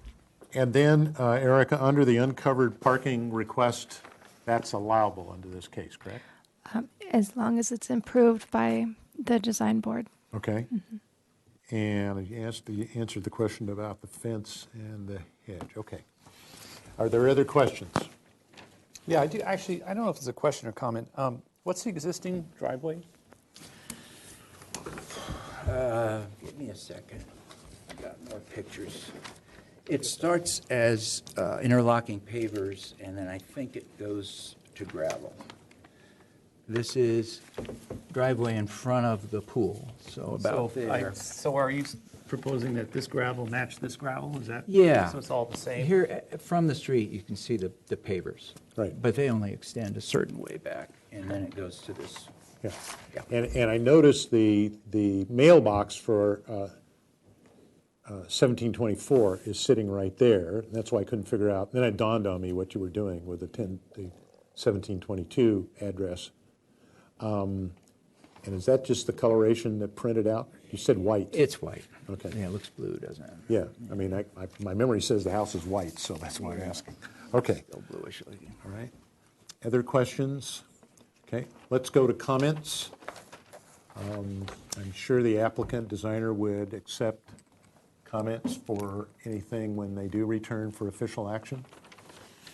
I think it's a very nice design. I think it's very sympathetic with the already established architecture in the area. I think you're very sensitive to the size, bulk, and scale. From my impression, it's going to complement what's already there and not overpower it. It looks very charming, so I can support it. The area's got multiple types of architecture up and down the street. Yeah. Right next to each other, Victorian, Spanish. Yeah. Yeah, I would support it. It's very small and it's not obtrusive. And it's hidden, practically. I too agree with my colleagues' comments. It's very supportable and a nice design. I think will look very nice. Okay. I will agree with that, and I'm happy to hear you're going to be putting avocados back in, and the small size and design is very complimentary and goes with the original house, and glad to have it be part of my neighborhood. Okay. Other comments? I'll support my colleagues. Okay. Yeah, I think we're all headed in the right direction. I'll be interested in seeing exterior light fixtures and if you're going to do any lighting in the yard, up the driveway, et cetera. And particularly what all the fencing will look like when you get that all sorted out. Okay, if there are no further comments, then the chair would entertain a motion with comments for the applicant. Be happy to make a motion. Okay. The board would like to give this project positive comments. We appreciate the sensitivity you've displayed with the size, bulk, and scale of the ADU. The materials and the quality of architecture are very superior. Compatible with the existing house and the surrounding neighborhood. The board feels that the uncovered parking request is supportable, and that when you do return, we'd like to see exterior lighting and fencing examples. The term ADU. Yeah. It's not an ADU. I'm sorry. Yeah, it's not an ADU. It's just a It's residential. a house. It's just a regular residential house. A real house.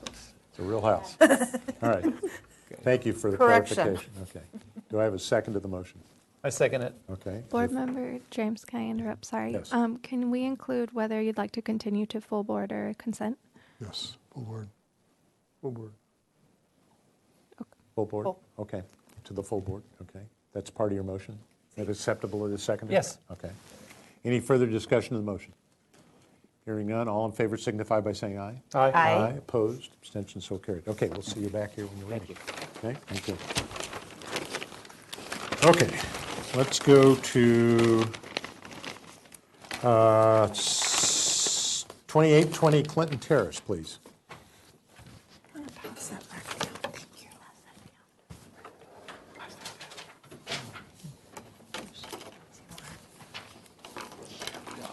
Hello. If you'll introduce yourself for the record, please. Tom Oxner, project architect. Oops, going to turn it on. Yeah, there you go. Tom Oxner, project architect. Okay, welcome. This is a new item, so I will read into the record the project description. This is a proposal for a 234 square foot remodel to an existing 1,642 square foot single unit residence with a 348 square foot attached two-car garage. Proposal includes relocating interior stairs, new exterior windows, demolishing existing trellis, constructing a new deck and exterior staircase. Project also includes a new covered porch and trellis above the garage. The existing total of 1,990 square foot of development on an 8,712 square foot lot is 59% of the maximum allowed floor to lot area ratio. No final appealable action will be taken at this hearing. Project requires neighborhood preservation findings. And I'm doing a misstep here. Erica, do we need to know anything from you before the applicant presents? No, Mr. Chair. Thank you. If you'll share with us what you're doing, please. Yes, I've just noticed that these, I think they look like they're outdated plans, and there were some more current plans that were submitted after this submittal, I believe. I'm sorry. I see you have plans with you. I Can brought a copy of the resubmitted plans. Can we Okay. look at those? Yeah, Is that's that fine. okay? Okay, great. Let's move this one out of the way. So I apologize for everyone not having the updated plans. You can maybe see on the monitor. It's very simple. The only thing that changed on these plans when we resubmitted was pulling the deck back. We realized that the deck was probably not supportable that close to the property line. So, this is an existing house. We're not changing the square footage. It's a split-level house, so the main level is at the same level of the street, which it fronts, Clinton Terrace. And then it has a small understory, which is at the lower level in the back of the property. So the living space of the house is at street level. And so we're proposing a deck to enhance the living space, not a second floor with a bedroom or anything like that. The deck would include a staircase. The other scope of work on the project is a new entry porch with a trellis and then a trellis off the garage. The curb appeal is a little bland, so the owners want to enhance it a bit. The photos are of value, but maybe everyone's already looked at the photos. But you can see it's a pretty simple looking house from the front. It's a straight eave line, which actually cantilevers out a little bit over the entry, but that's all the entry's got. And you can see in the back the understory, which reveals itself from the rear yard, but not from the front. And it's pretty typical of the homes along this side. They're all very similar with a one-story street frontage and some kind of an understory. So Your deck is out of date. just on the photo board, yeah. Okay. Yeah, right. So this would be the upper level. The understory is here. The other scope of work is to replace the windows. They would be replaced like for like, but with metal-clad, single-light windows.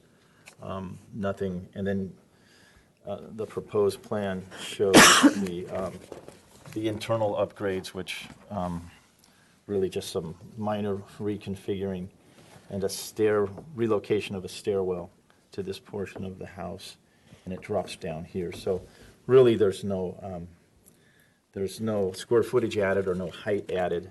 It's just really a cosmetic improvement and a deck to the rear. So on the roof plan, the idea is to bring a gable out at the same plate height as the house with a little accent trellis off to the side, and then pick the trellis up again over the garage to give a little curb appeal to the house. And these are the existing elevations, front elevation. There is a current trellis in the back which would come out in favor of the deck. And then the proposed elevations, you can see a little bit of an entry now with a trellis off to the side, and then this would be a front porch area large enough to have a few chairs there, and then the trellis picking up on the other side that adds a little bit of interest to that side. The deck is 18 by 18 in the back. And again, it comes right off of the upper living space. This is the living room here. Still toying around with maybe changing the configuration of the stairs instead of running straight back to maybe wrap them around on that corner so they don't intrude out into the backyard so much. But we're looking at that. And then so this is just what we're thinking about for this would be the entry gable with the trellis off to the side, and this would be a section through it. 6 by 6 size seems like it's can work with the house. The house doesn't have any exposed wood, so we want to carry the 6 by 6s in just a slightly heavier feel around. We've got 4 by 6 rafter tails, and then we've got actually a steel element here because it's spanning the garage door. But I think it should look scale-worthy and residential along that street. And then the back deck, it would be just a wood deck with a guardrail, very simple guardrail with 2x2s, vertical pickets, and wood cap rail. And that's it. Okay. All right, thank you. Before we go to the board, is there anyone in the audience wishing to address this project? Erica, did we get any written correspondence? No. Thank you. Can I see one of those drawings? Seeing no one come forward, the chair will close public comment and bring it back to the board for questions. Anyone have questions? I have a question. Can you measure what the distance is from the deck to the property line? Yes. He's got it measured at 19 feet, 4 inches. Okay. Is that deck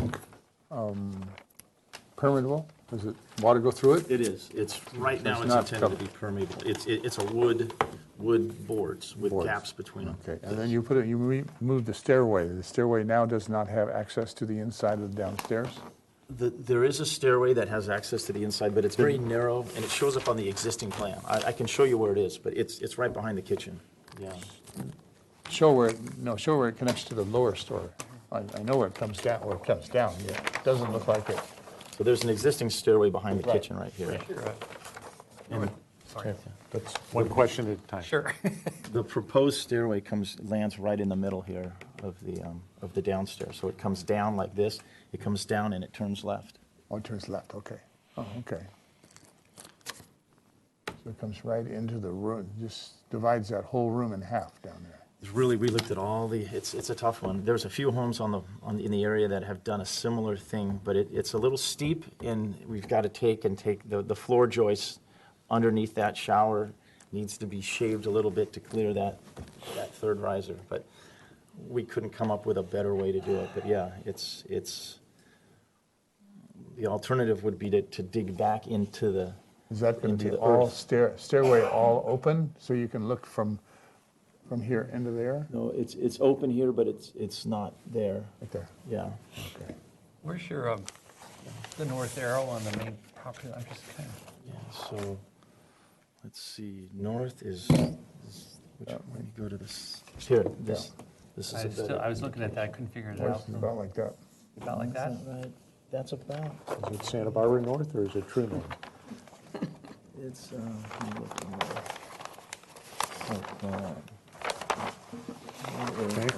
Let me see, so Clinton runs parallel with Las Positas.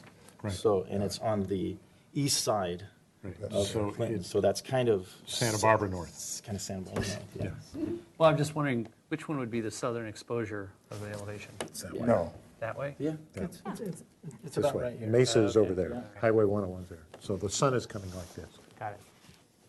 No. Sun comes like this.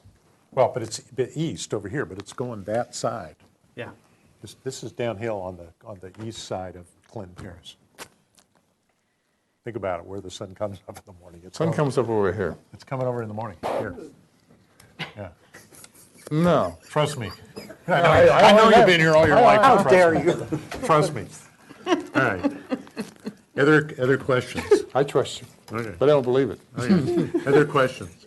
I just want to clarify, on the windows, basically the same, they're going to be same casement fixed? Same arrangement, more or less? Same arrangement. There's a discussion whether they want to be single hung or casement, but they'll be single light and the same size Right, as what they are now. Gotcha, okay. All right.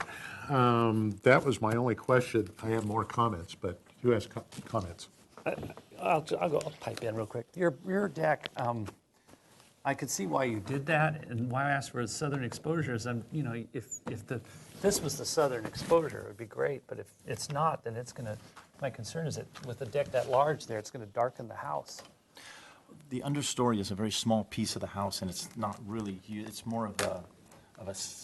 It's an upside down house. An upside. Well, it's got 2 bedrooms upstairs. I mean, really, it's got a small house upstairs. The understory is somewhat of an incidental area to the house. Got it. Okay.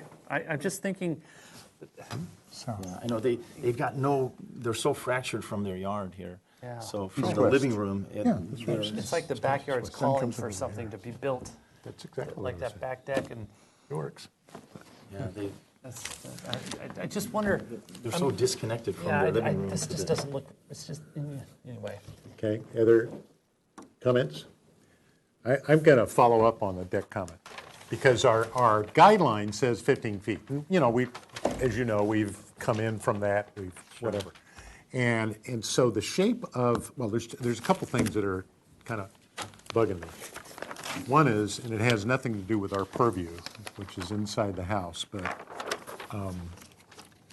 and maybe you've already gone over this, but this only measures, did I measure this right? Correct.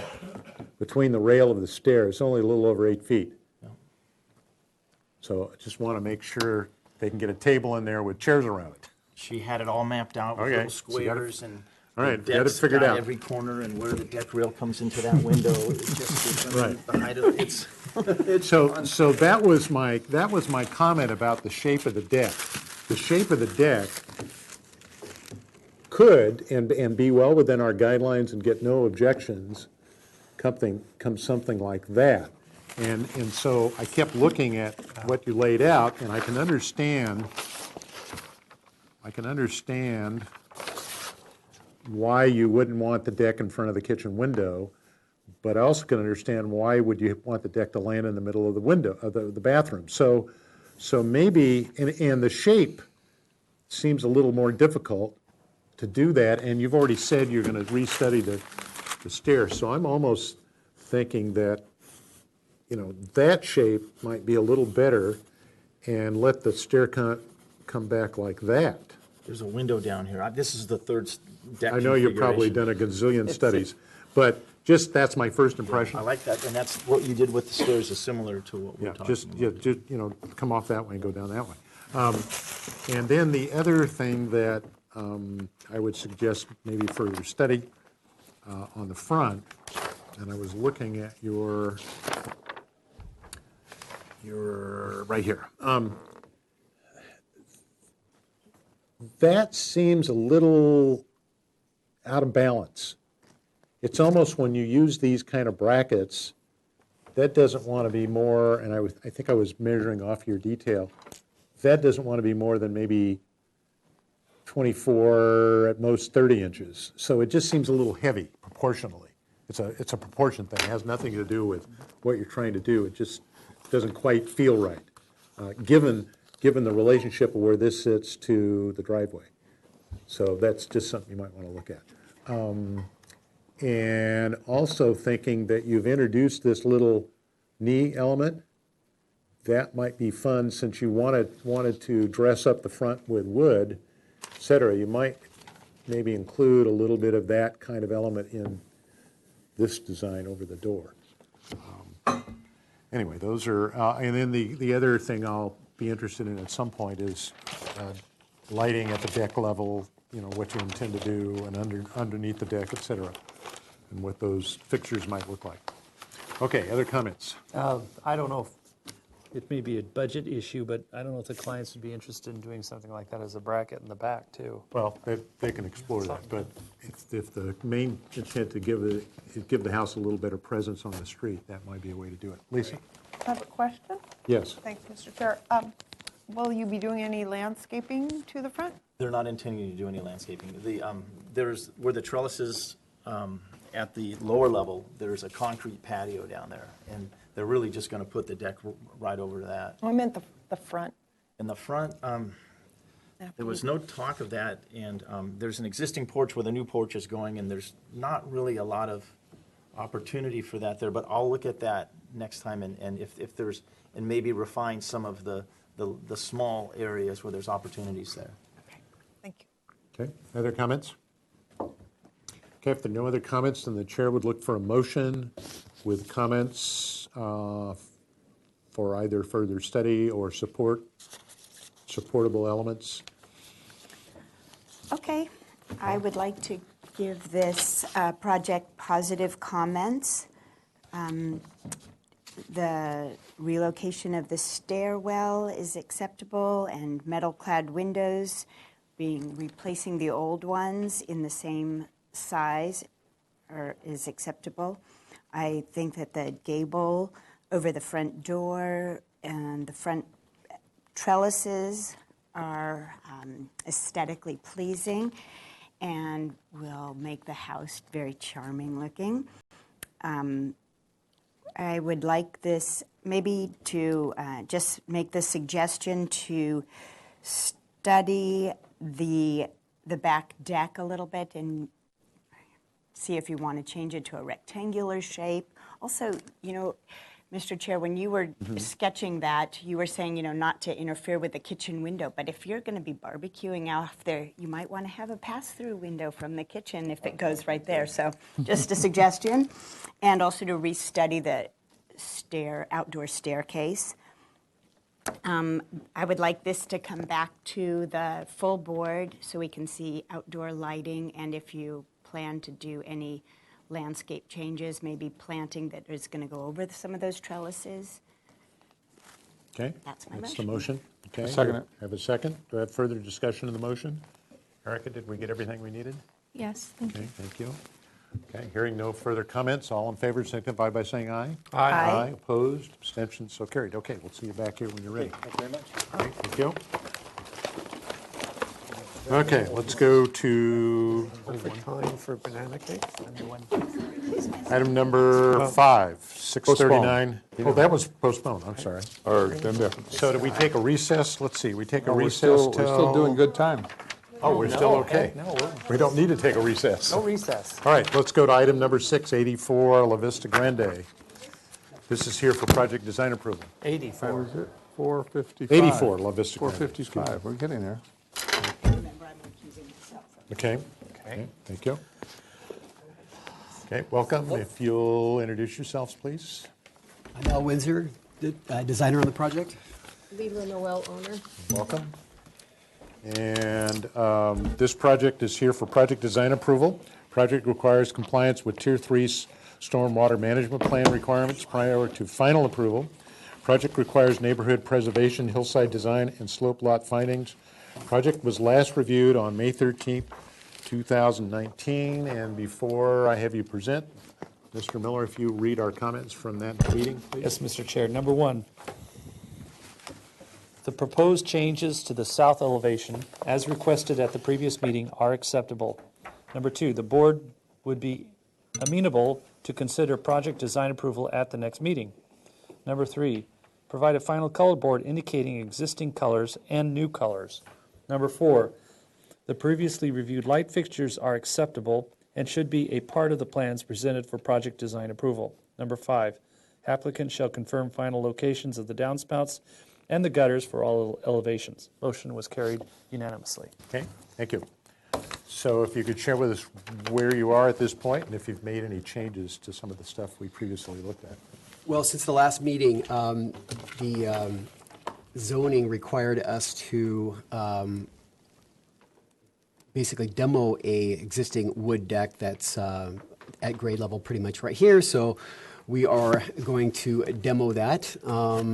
The other thing that is new is the civil engineer has produced a stormwater management plan, and it is going to require some tanks, storage tanks, underneath the driveway here, and we have the plans. So we're going to need to demo a portion of this existing driveway and then reconstruct it, like for like. On the house front, we looked at the entryway and we tried to make, we tried to use the existing framing of the roof above this entryway, which is right here. And as we showed in the previous iteration, it's a bit awkward. We have a really low plate right here, and this roof slopes down. It shares this plate here. And in consultation with the engineer, he said, well, we're going to have to reframe that anyways. So if we have this really low pitch here, we have our kitchen here, it's like, well, it would probably be better to get rid of this awkward condition and reframe the roof above this portion here to match the plates that we have going around the house elsewhere. So what that would do is revise the elevation. This is the existing condition right here. You can see how it shares this plane here. It comes down to about 7'4". So what we propose is to retain this structure here and then give this a new roof structure here that's out of plane about 16 inches from here. And what that allows us to do again is to get rid of this awkward structure here and get us some height in this room. Because right now this is an octagonal room, this window right here, right now it's actually a smaller window, and we want to square this off so that room is actually usable. So you can see the problem here is if we have a roof like this, we have a real low plate, we can't have these windows across here without doing a structural steel header. And so this allows us a much better view from the kitchen and from this room here. It gets rid of this awkward condition. That's not us, I don't think. Sometimes we get outside interference. bring cords. Yeah, go ahead. Go ahead. So this is the only really revision we've done to the house, other than those two site items I mentioned earlier. Again, removing the deck required by zoning, and then also redoing the driveway for the stormwater management plan, which is basically going to require 2 storage tanks down here. And what we're going to do is we're going to capture this water. The civil engineer is designing a system where we can capture this water, we can bring it up to a high point up here, and then we can use it for landscape. It's pretty ingenious. Okay. So this is a graphic I produced just to kind of show. Well, first of all, look at this. This is that roof structure we're talking about, where it's a shared roof. And again, when we square this off, we have a real low plate here. Limits what we can do with the windows. And this here shows existing, what was proposed before, and what we propose now. Gives a lot more presence. This was an awkward situation. Again, a very low plate. We're going to require steel here. This provides a little bit more presence and allows these windows to actually be framed a traditional method, and we can actually have a view from the kitchen. So it's definitely an improvement.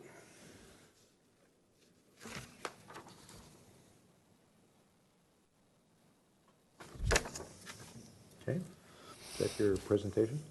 You have a color board? Yes, I do have a color board. This is the existing house color. It's sort of a pinky, what would you call this? It's a beige, pinky thing.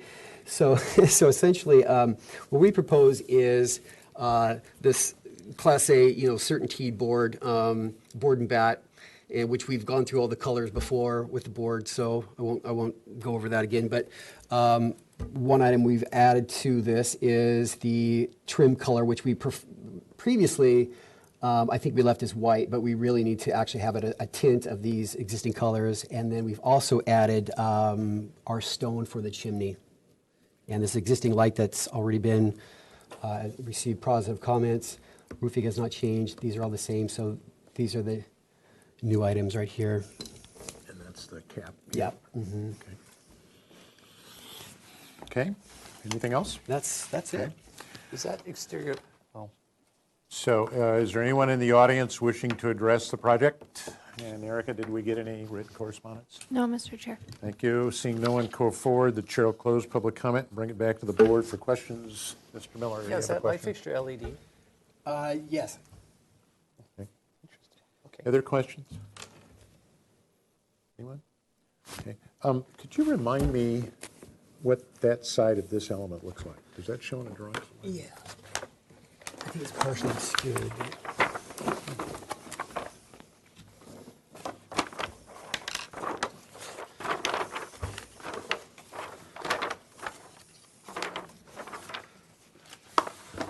Where am I at? Right there, okay. Right there. Okay, great, thank you. And then, Erica, with regards to the stormwater management plan, that has to be approved at final. They're indicating the changes here, those are underground, correct? And the demolition of that little deck is indicated on the first sheet? Yeah, on the site So plan there's a note. and the first sheet, yes. Okay, Yeah. so if we were to, if we're inclined to give this project design approval today, those two things are documented, so that doesn't inhibit our ability to do that, correct? That's correct. Okay, thank you. Okay, other questions? Anyone have comments? The applicant is requesting project design approval. Yeah, Mr. Chair, I was looking at your change in the front elevation. I think based on the fact, what existing conditions you have to deal with, I think that's what your solution is good. Thanks. I can support it. Okay, other comments? Okay, if there are no other comments, then the chair would look for a motion. If you're inclined to give it project design approval, you'll need to read into the record neighborhood preservations, hillside design and slope lot findings, and reiterate the Tier 3 stormwater management plan will be reviewed at final. And you'll also need to indicate whether, when it returns for final, whether if you're going to suggest project design approval, whether it should return to the full board or to consent. I'll make that motion. Okay. I'd like to move to give this project design approval to return to consent with the following comments. The board supports the changes that the applicant has submitted regarding the front entry roof system. The board finds that the consistency and appearance of the proposed development is consistent with the scenic character of the city. The compatibility is compatible with the neighborhoods. Its size, bulk, and scale are appropriate to the site and neighborhood. The quality of architecture and materials and the proposed colors are a natural are appropriate for the style of the architecture. The thing on grading, is that correct? Yes, you need to do the hillside slope lot findings. The natural topography, the development, including the proposed structures and grading, is appropriate to the site, and is to avoid visible scarring, and does not significantly modify the natural topography of the site or the natural appearance of any ridgeline or hillside. And the building scale maintains the form that blends with the hillside by minimizing the visual appearance of structures and the overall height of the structures. And good neighbor guidelines were followed. Okay. And that's my That's your motion? Do I have a second to that motion? I'll second. Okay. I'm going to suggest to the maker of the motion and the seconder that we include wording in there that we recognize that on sheet A0, A0, that we recognize the requirement to demolish the existing deck and stairs at the corner of the site, and that the board also recognizes the preliminary layout for storm management plan, which includes the 2 tanks that is depicted on sheet, wherever that was, C1. Oh, I accept that addition Okay. to the motion. Okay, is that acceptable to the seconder? As spoken. Is that acceptable to the seconder? Yes. Okay. Second. Okay, thank you. All right, Erica, did we get everything in the motion that's needed? Yes. Okay, thank you. Is there any further discussion of the motion on the floor? Hearing none, all in favor signify by saying aye. Aye. Aye, opposed, abstentions, so carried. We'll see you back at consent calendar. Thank you. Thank you very much. This does have a 10-day appeal period. All right, we're almost on schedule now. But I don't see an applicant. 102 Santa Rosa Place.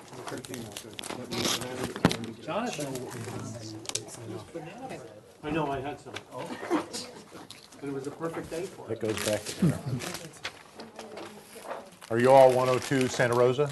If you'll all come forward, please.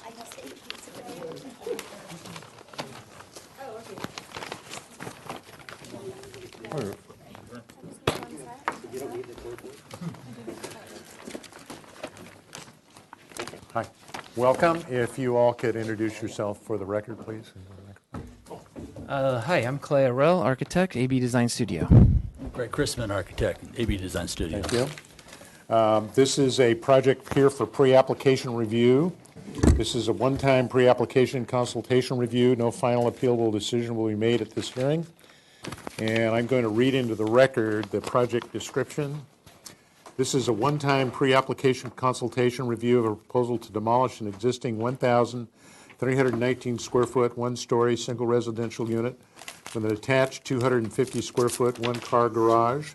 The project proposes a new 2,465 square foot, two-story, single residential unit that includes an attached two-car garage. The project includes raised decks, walkways, landscaping, and other site improvements.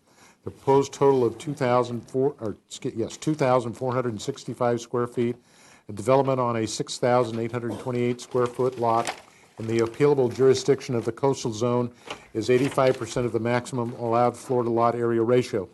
Planning Commission review is required to the requested coastal development plan.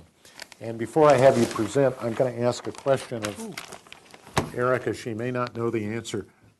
This is now the first project we've seen since we were last introduced to this issue of scenic resources and visual quality policies. Is this project going to come under that review also? You know? They're going to resubmit for a coastal development permit, and when they do, it'll go under the development application review, and they will return to the board with a case planner that will So that'll provide trigger more that- information on that the review. coastal policies. Okay, thank you. Are you aware of that? No, that's new to me. Okay, I'll share that with you in a minute, because it's new to us. That's why I asked the question. But go ahead and share with us what you're planning to do. Okay, great. You read the agenda pretty quickly, but I'll kind of go back through here. So we have an existing property. Where are we here? Sorry, this is the house here. There we go. It's on the corner of Santa Rosa and Shoreline. So here's the site plan. So here's Santa Rosa and here's Shoreline. So we have a corner lot, which, as we all know, has two front yard setbacks. The plan is to remove this existing structure completely and build a new home for the family. So this existing home will be demolished. We will still access off of Santa Rosa, but the home will be readdressed for Shoreline.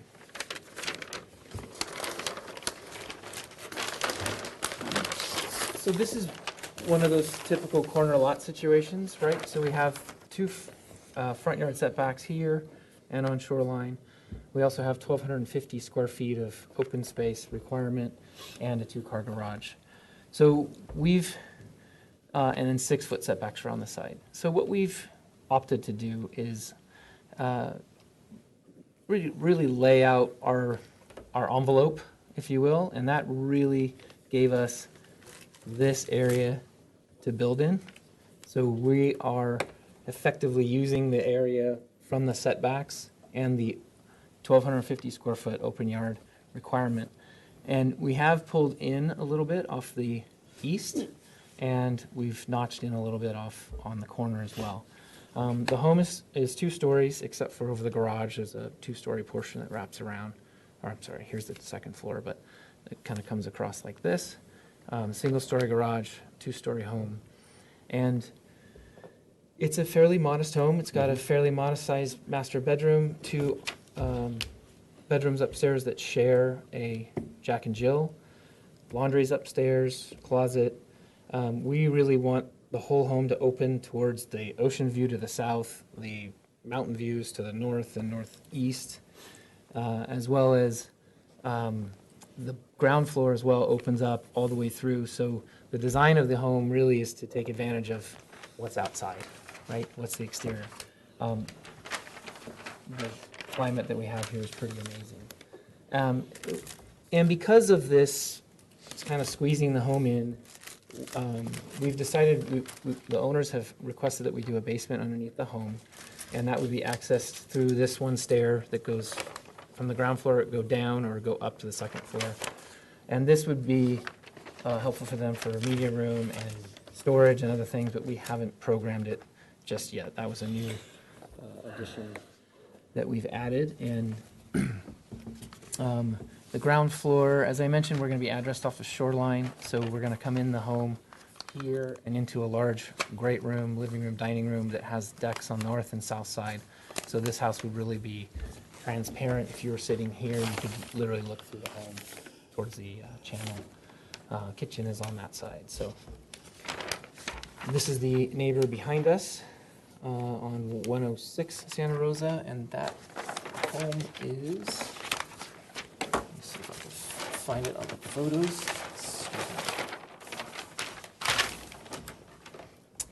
That's this house here. So this is looking at it from the street. So they have a garage here, which is,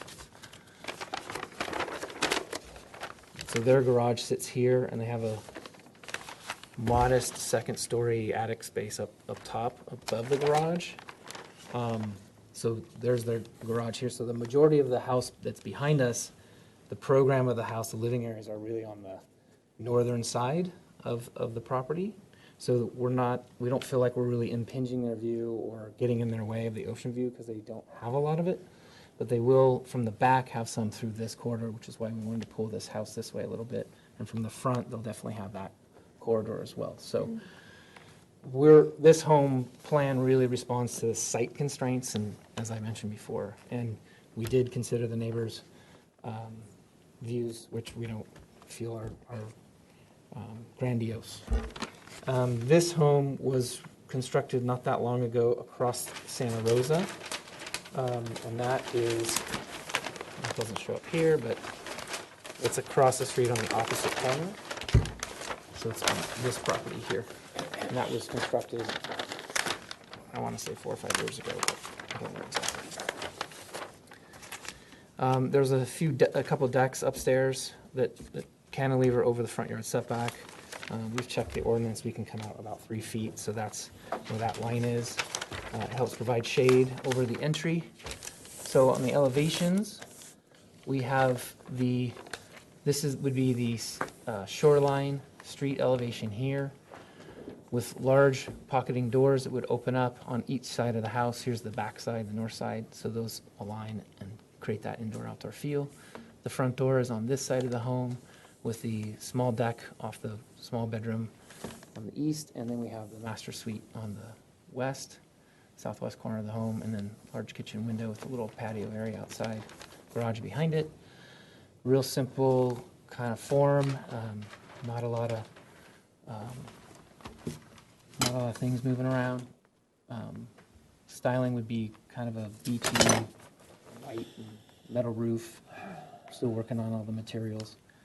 The Santa Rosa side of the project would be this elevation, the west elevation. So garage door here, single story, and then here's the second story beyond, master suite, and then the kitchen has a little patio off the side. This would be the north elevation.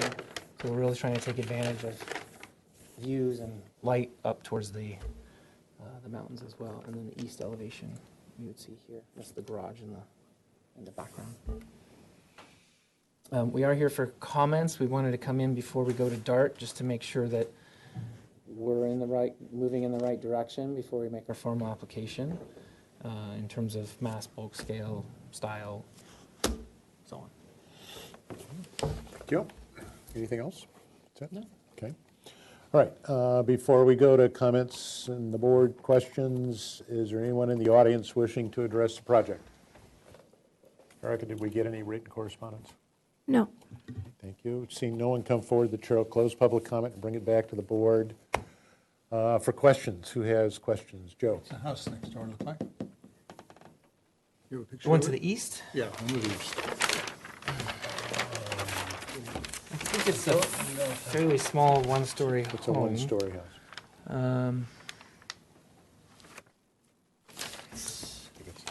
sorry. I'm looking at this the other way. I think it's that one. That one. No. Oh, that's That's our the property. That's the house.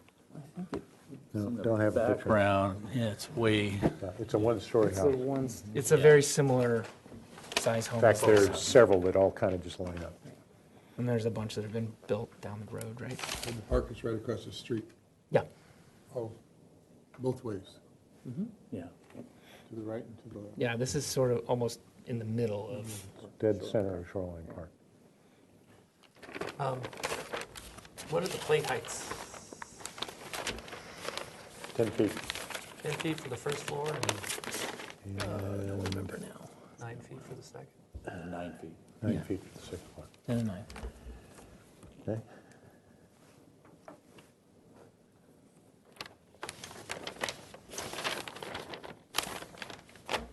Yes, Lisa. Are you planning to do any screening of the deck from the street on a low level? I assume you want to see over it, Out in but front of the house? Yeah. Landscaping wise. We have a little bit of an elevation change. There'll probably be something in the foreground, but we don't want to impinge on the view. But we haven't gotten to the landscape yet. Some low, 4 or 5 foot hedging, something that gets up a little bit, but so you can still see over it. As I recall, there's no trees on this site. No. Other questions? I just have one on the FAR, just to make sure. It's a full basement by definition, so it's not part of the FAR, correct? Okay. Right. Other questions? Comments?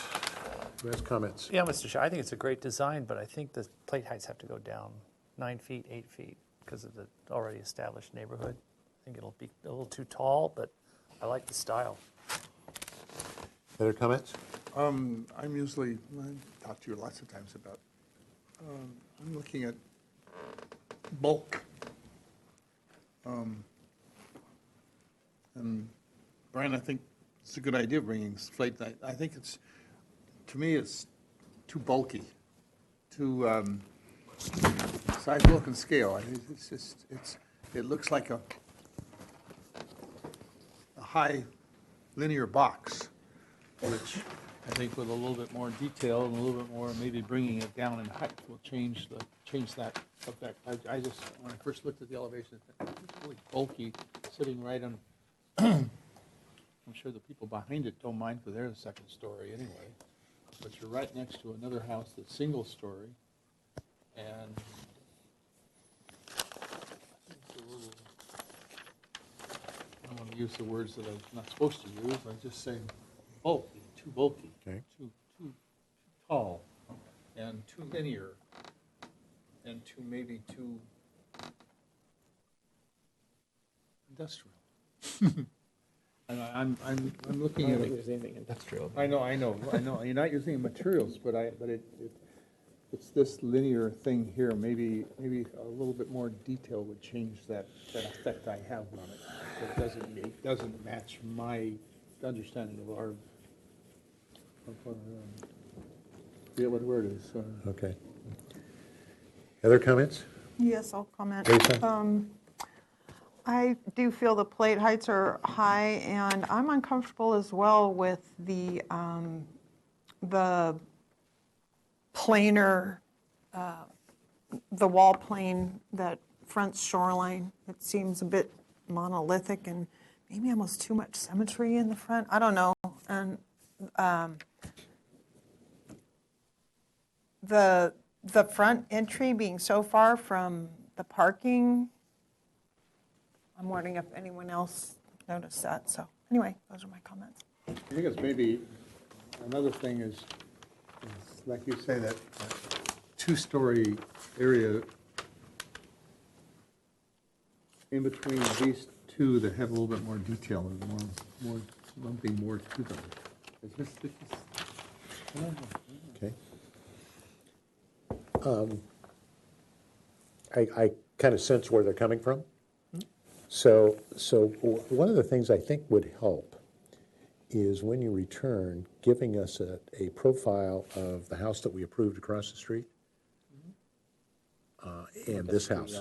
Yeah, just, maybe that. And I'm not so concerned about the one-story houses that are on this side because they're candidates for this same thing. I'm not either. Yeah, so they're going to happen. So, but I since I hear what you're going on, and so I'm looking at the south elevation, and a couple of things come to mind.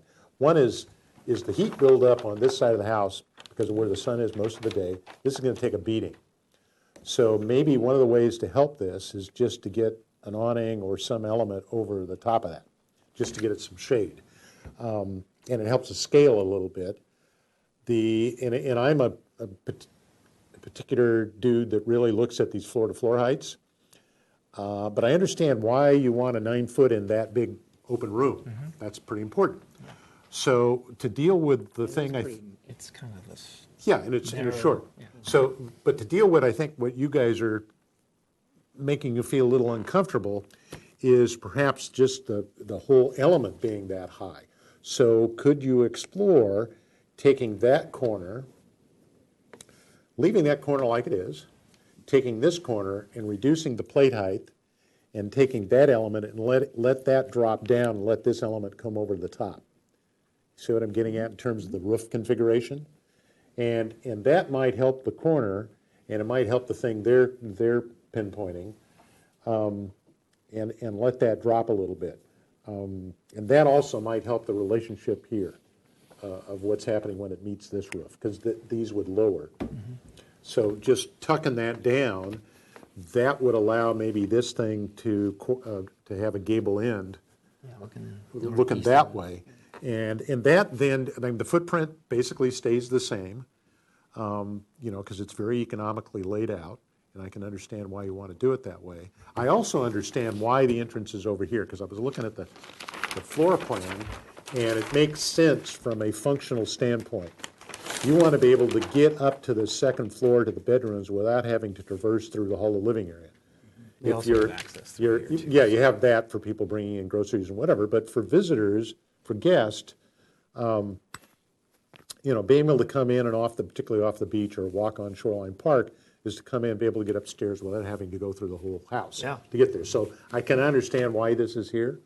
The only thing that bothers me about that element is the window on that side, and only because I did this on my sister-in-law house and she still yaps at me because it's hard to clean the damn window because of where it is in relationship to the staircase.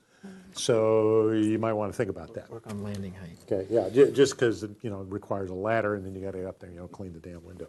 So, but I understand why you want light to come into that staircase. That's really important, but maybe there's another way to get it. Let's see, where's your, this is the backside. Okay, maybe you can play with that a little bit about how you get the windows to work right. So I think maybe the secret to addressing these guys' concerns is playing with that corner right there, just from a volume standpoint, and that helps the bulking thing. I think the scales are nice, and I don't, in this particular case, don't object to having this centerpiece being the higher ceiling, for all the reasons you've stated, but I think there's not a necessity to keep this element and that element at the same level. Maybe this plays down a little bit, so you have this kind of stepping effect when you're looking at the strip, particularly because, yes, people are going to see it from that elevation, but it's a corner lot, so a lot of people are going to see it coming at the corner. This is not like it's isolated between two other houses. There's a whole street between here and the other house. And I think the thing that, as I recall, we struggled with on this other house when it was approved, it's that one, is that whole same relationship. There's another one of those long windows over a staircase.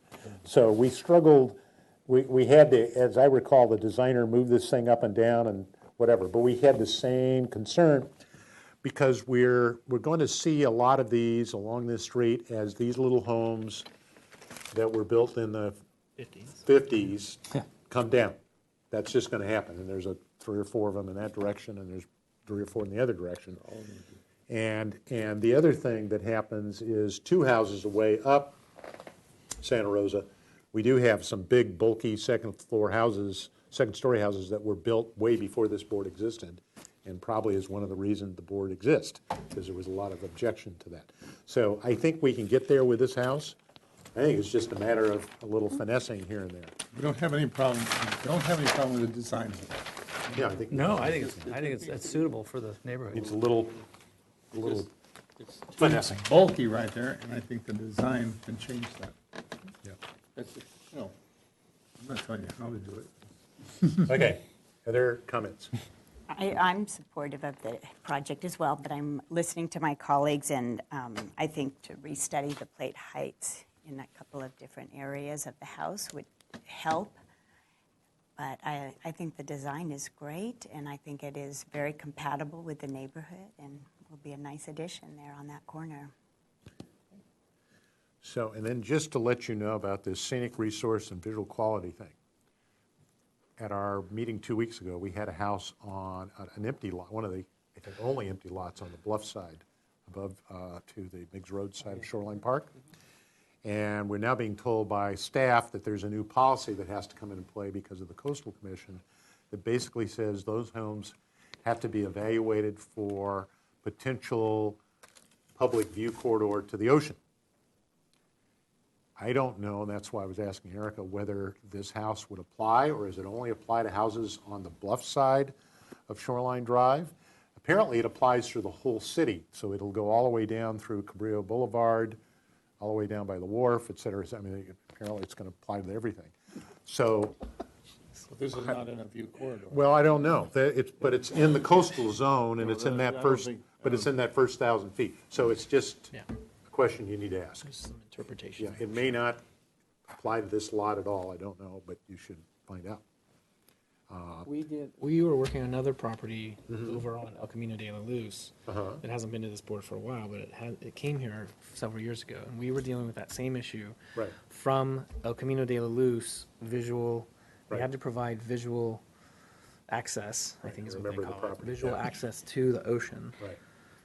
Over basically our driveway, so the house kind of sat down. Right. So we went through that on that project, so I'm. Well, now this is apparently a much more formal, this is like, Public road is in front of the house, so I don't. yeah, so I don't know, that's why. It's on the beach side, I don't think that's It gonna may be. not apply, but this thing is now a 7-page document that we have to follow, so that's just alerting you. It may not be applied to this property at all.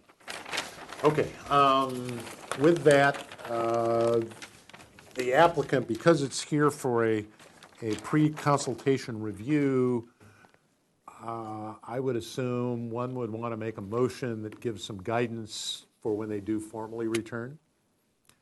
We don't have to make supportive comments at all at this point. You can narrow your comments just as suggestions for the designer to explore. I'll make it. Okay? The board would like to, let's get positive comments and supportive comments come back before us. And we're concerned about the south elevations facing shoreline. Could not necessarily change the bulk of the building, not necessarily the floor heights, but change something that makes it not look so bulky. Use that word I've used before. And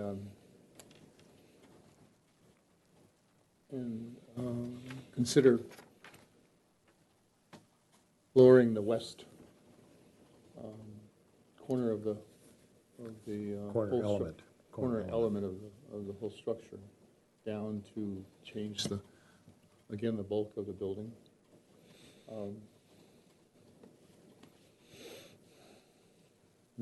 Yeah, That's my it? That's your motion? that's my Okay. motion. Is there a second to that motion? I'll second it. Okay, is there further discussion to the motion? Okay, any suggested? Well, I kind of, the wording that not necessarily change the plate heights, but check the bulk, it seems a little too ambiguous to me. Maybe say study the plate heights, perhaps have variable plate heights, just to I'll allow you to put variable plate heights in there.